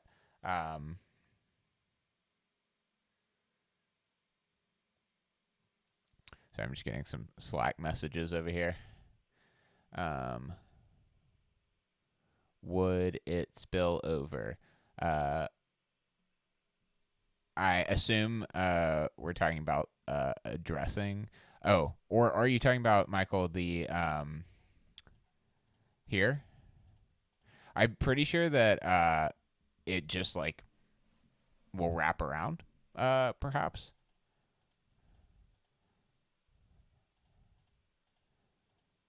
If we, I think it just wraps around in Verilog. I'm not 100% sure though. We should write a test bench for that for sure.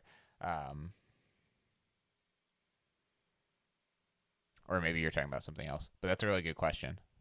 One of the things, so I've been using Verilator for testing, which is really nice. You can write your tests in C++, which is arguably a good thing. I guess it depends on who you are and your preferences.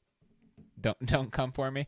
But one of the things that is kind of a bummer about using Verilator is it is difficult to if we had actual test benches like Verilog test benches, which I want to do a stream on soon because honestly I don't know too much about writing good Verilog test benches. If we had them, we could run the simulation here. Anyway, where were we?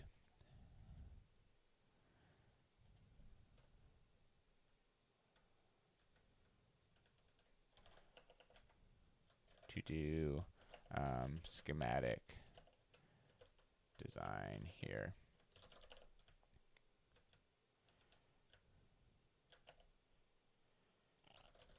Using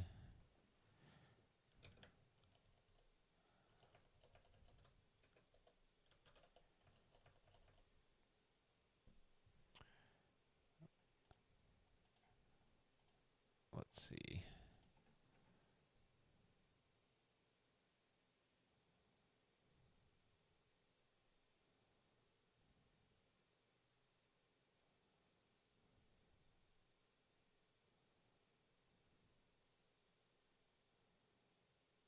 Okay, so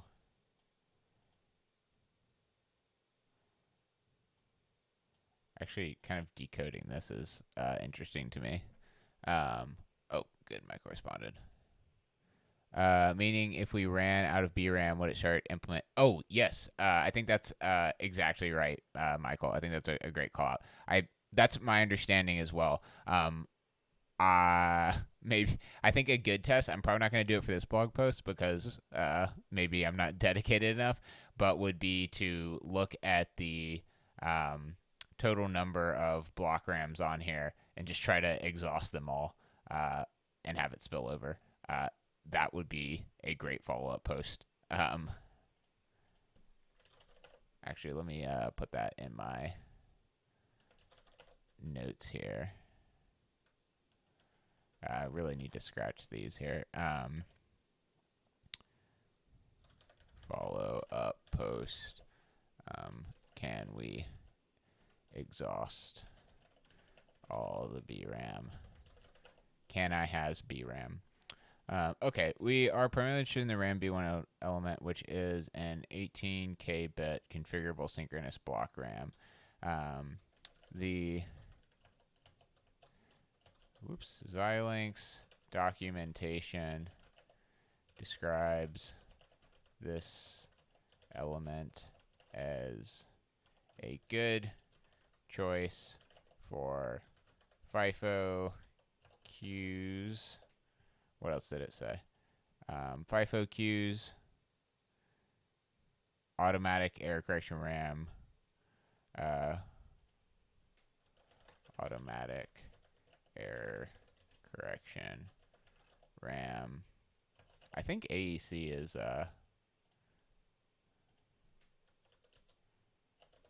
let's see if that resolves.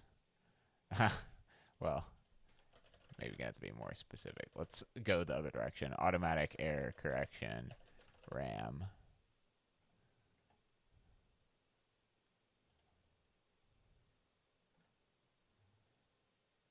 Yeah, I'm familiar with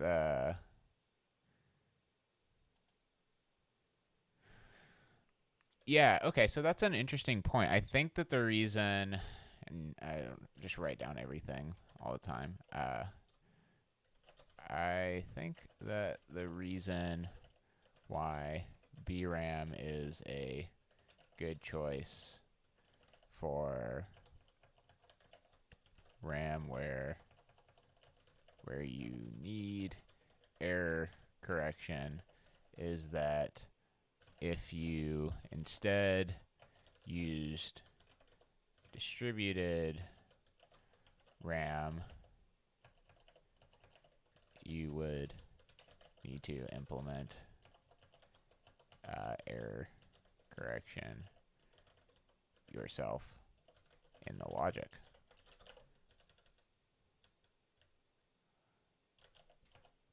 I don't 100% know that's correct, but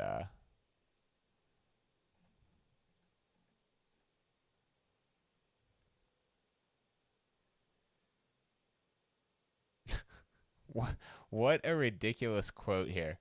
Seymour Cray famously said parity is for farmers when asked why he left this out of the CDC. Apparently That's quite ridiculous. Also pretty funny. All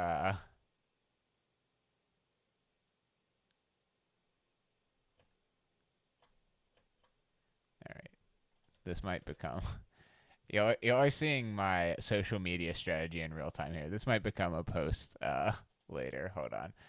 Also, because I'm a social media addict, a lot of times I'll go in here and like edit this to make it. Well, let's settle down with all that. To make this easier to screenshot. Y'all are really seeing how much of a degenerate I am here. Uh, let's give a little padding over on this side. Oops.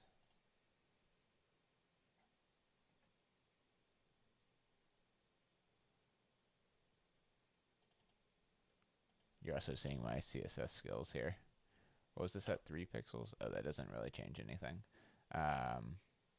Well, let's just give it a little more on the top. 20.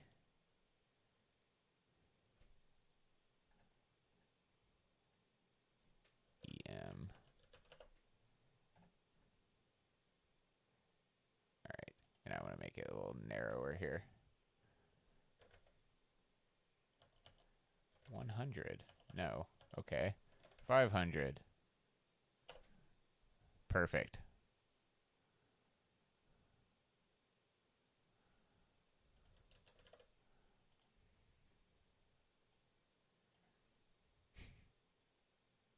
All right.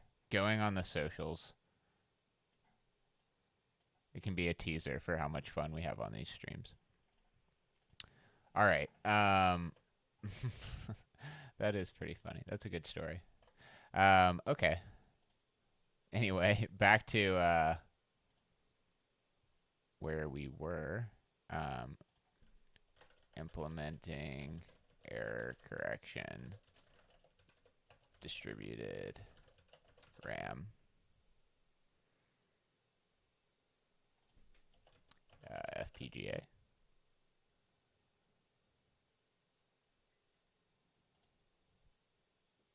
Well, this looks promising. Although, once again, it takes us to Versal.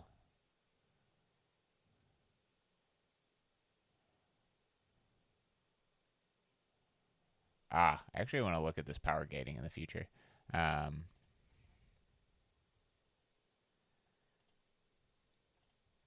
Okay, back to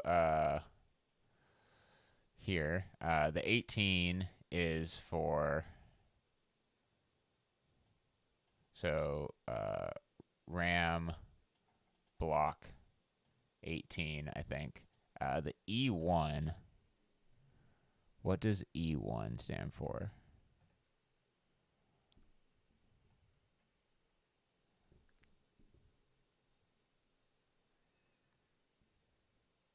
Well, let's see what this is. Read-only memory.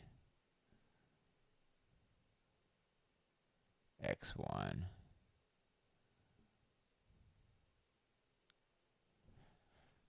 Okay, so 128 word by 1 bit. That makes sense.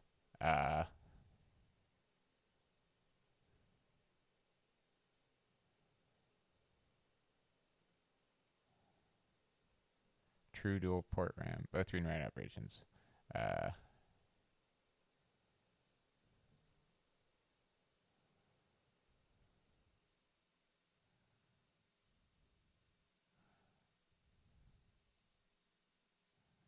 So maybe the B is bits, because maybe this is block RAM also. Oh, okay, static synchronous RAM. Okay.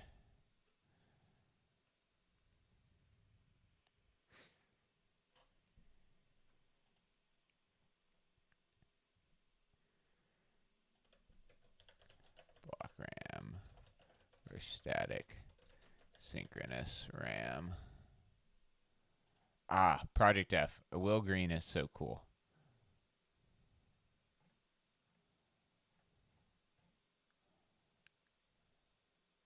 So distributed RAM, LUTs, block RAM. Wow. This is awesome.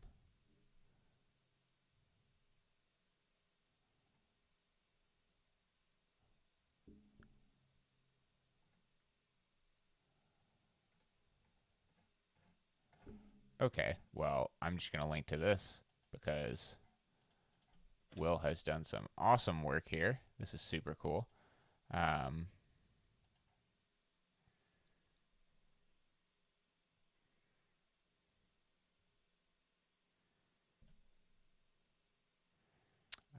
what did it call it? General purpose.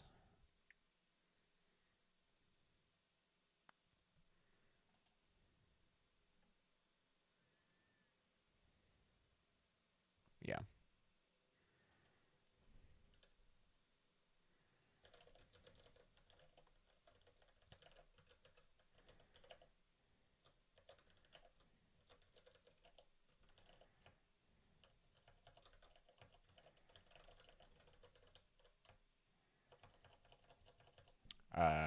Does Will's thing here talk about?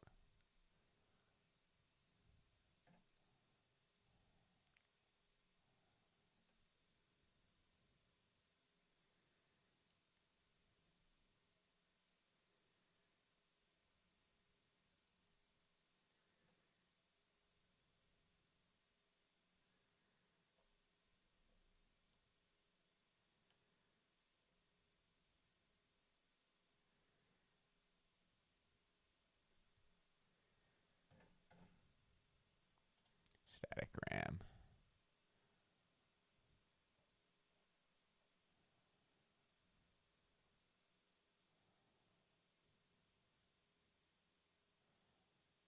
Nice. Okay. Oh, so it's just SRAM. Wait, is this element SRAM? Yeah, I guess so. Huh. Yeah, I don't know if we actually have any on this board. Um,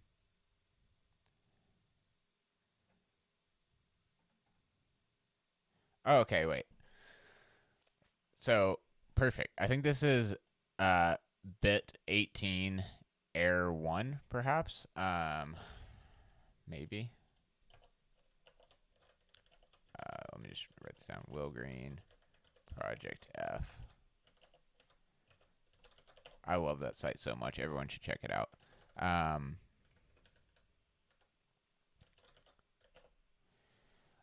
Or general purpose memory.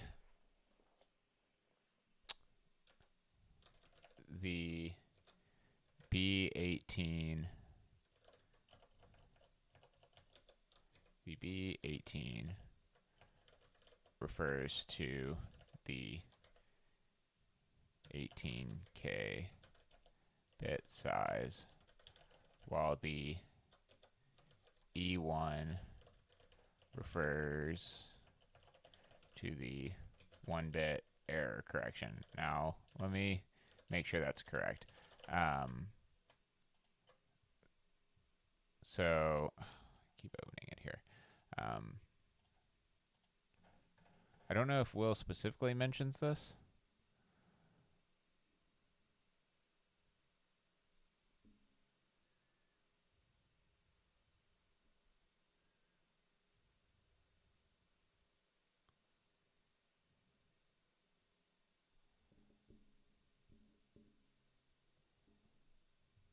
But I feel pretty certain the E1 is just referring to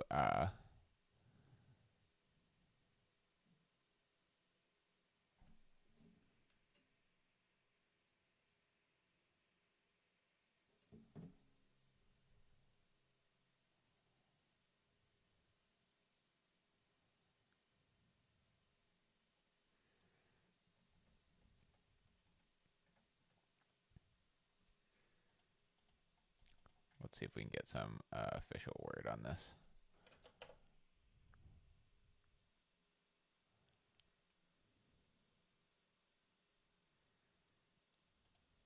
University of South Florida.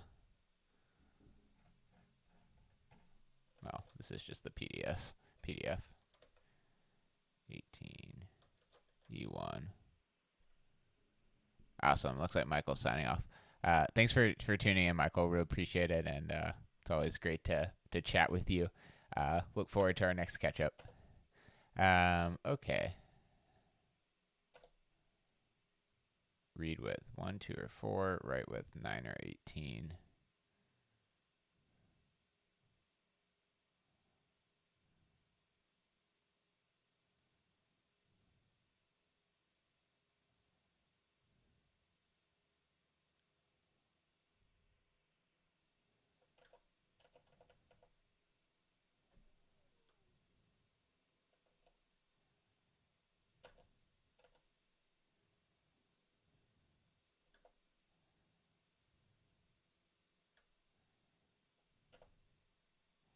Well, let's see if we can correlate with others. That's typically my strategy here. So FIFO 18E1.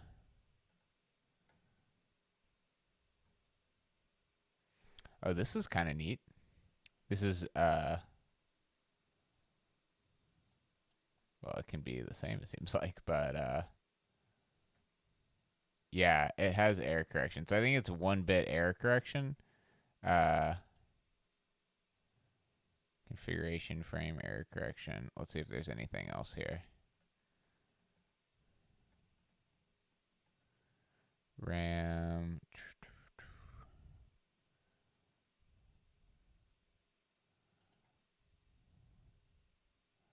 32 by 1S.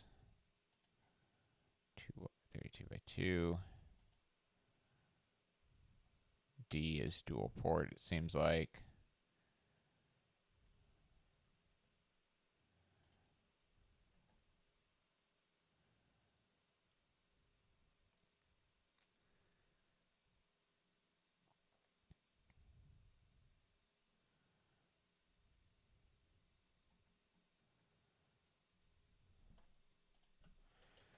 Xilinx. BRAM error correction.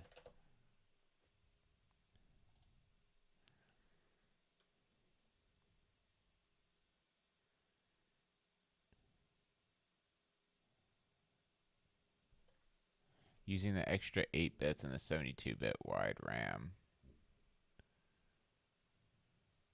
What is the 5 for?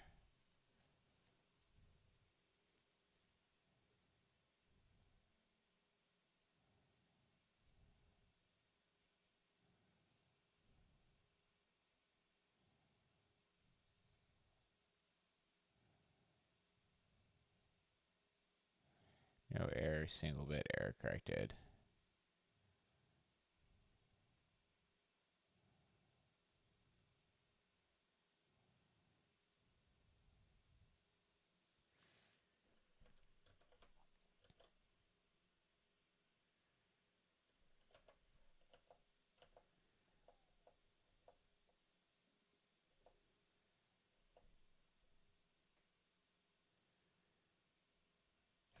Let's just look for 5s.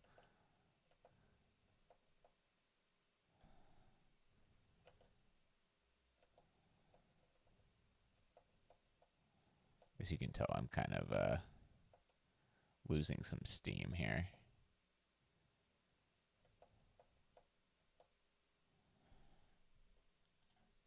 Xilinx. Primitive naming conventions.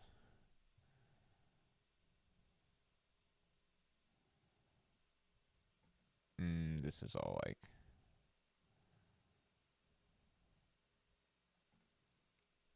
style guides, which are actually also useful that we should look at some point.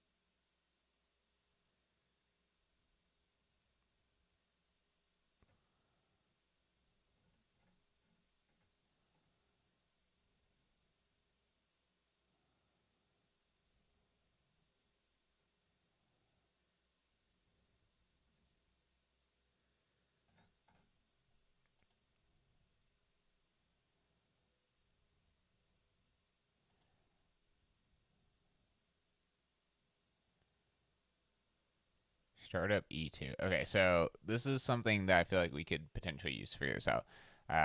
Also, I feel like this is probably just staring me in the face, but so we have E1. Here's something that has E2 at least. This design element is used to interface device pins and logic to the global asynchronous set. Reset signal, the global 3-state GTS, dedicated routing, or the internal configuration signals, or a few of the dedicated configuration pins.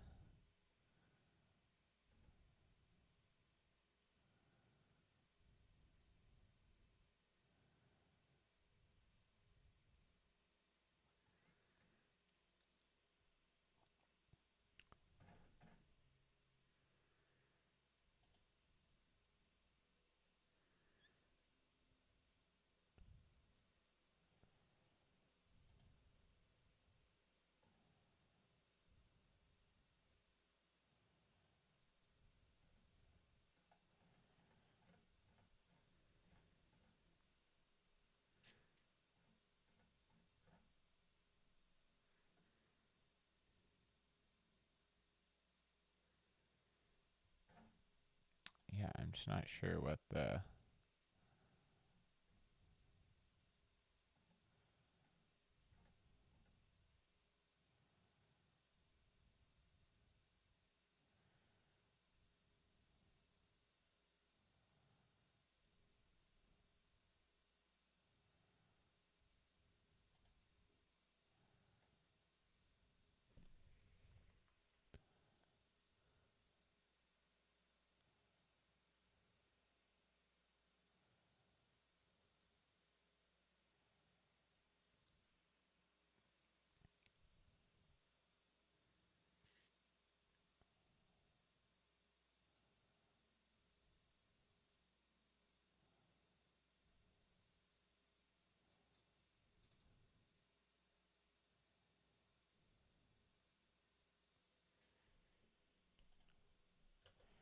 Xilinx, what does E1 mean?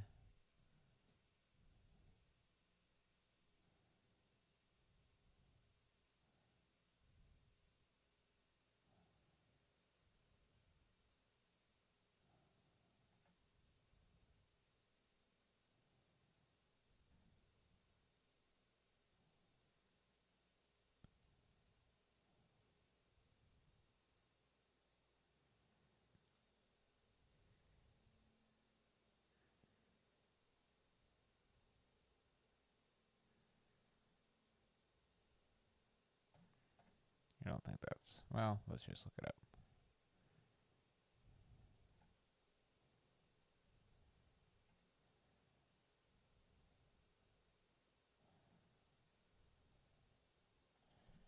E1 framing. I don't think this is it, but let's try. No, okay, that's not it. E1 versus E5 Xilinx.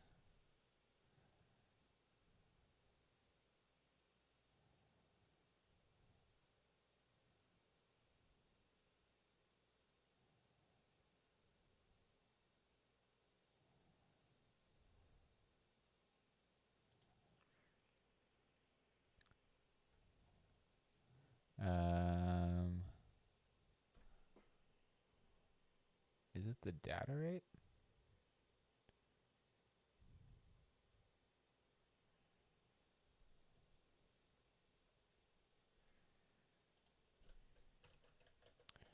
Uh, RAM data rate E1.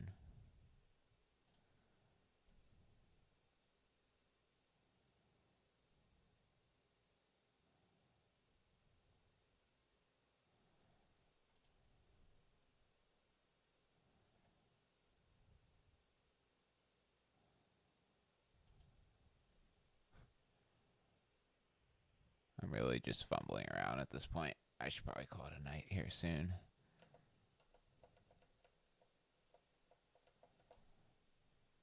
RAM data rates.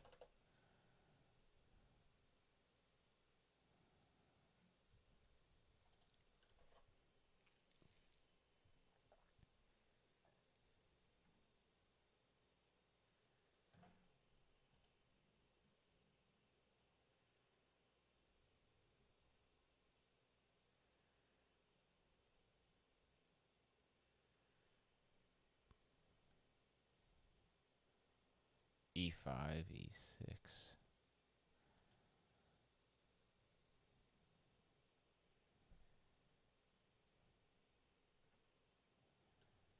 I don't think this is it. EDR mode data rates.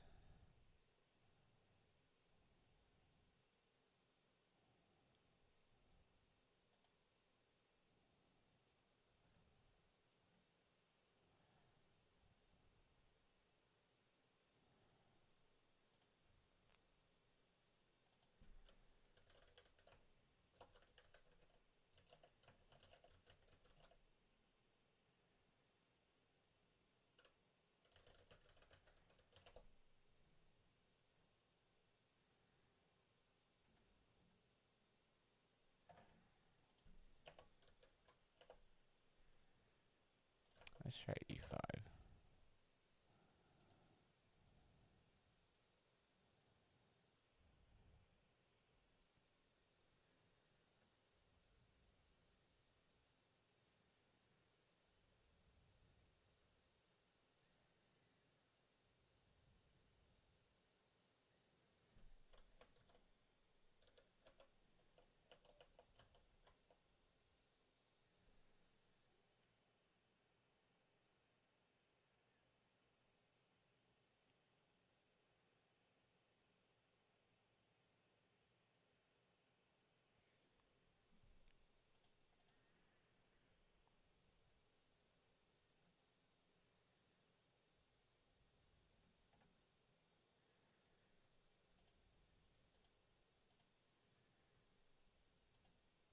Oops, did I?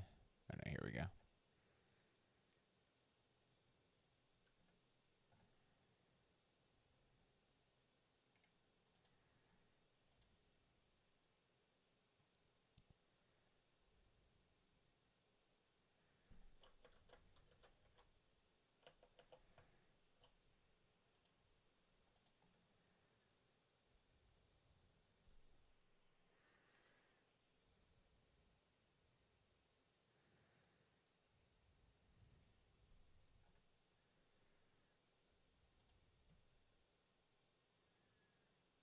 Clock enable. That's not the same thing.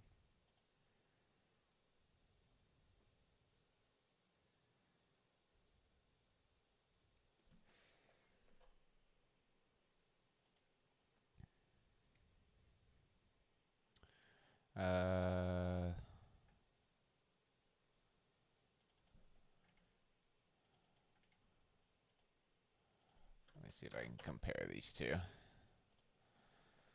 So this is going to be on the Versal.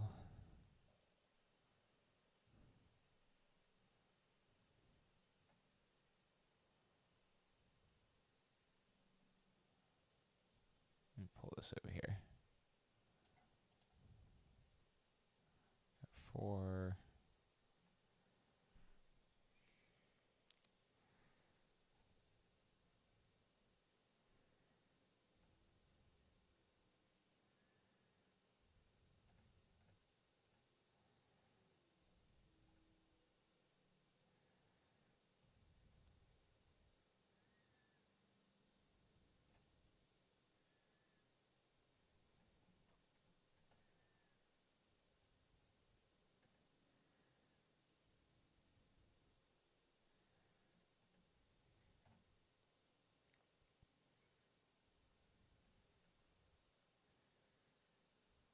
Port A parity data output bus.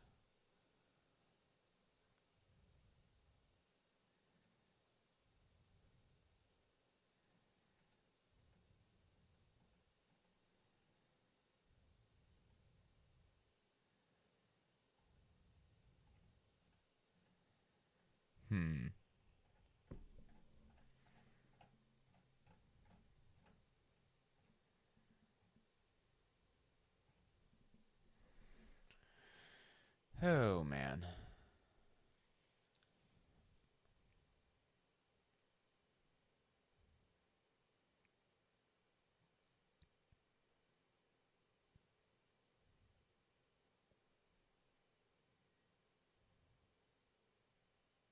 Byte enable write operations are possible.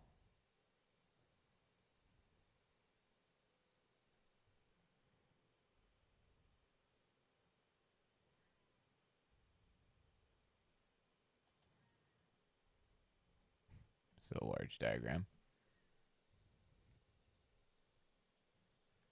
Port A.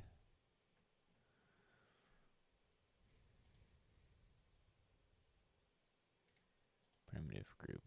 Block RAM.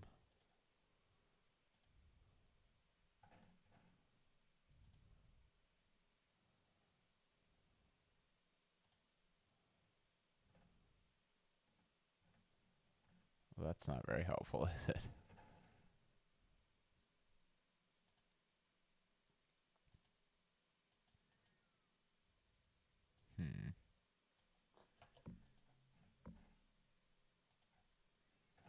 See if this one will let me. Okay, this one will help me scan. It just says RAM and ROM though, not block RAM.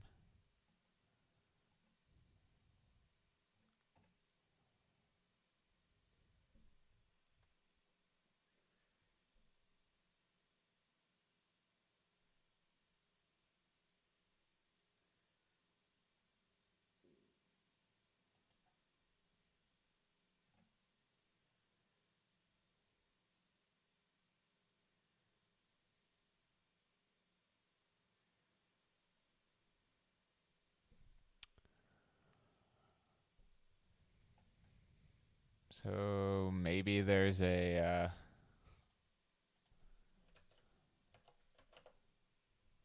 Oh yeah, there is. Okay, that's what we were just looking at.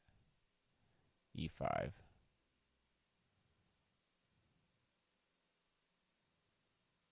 9-bit wide by 2K deep. I think this is what we were just looking at here.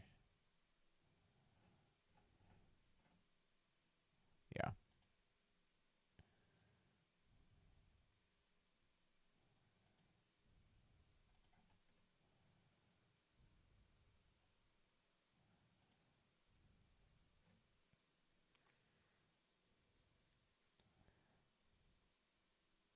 .36 wide by 512 deep. Same thing. Both read and write operations are fully synchronous. This supply clocks to the component.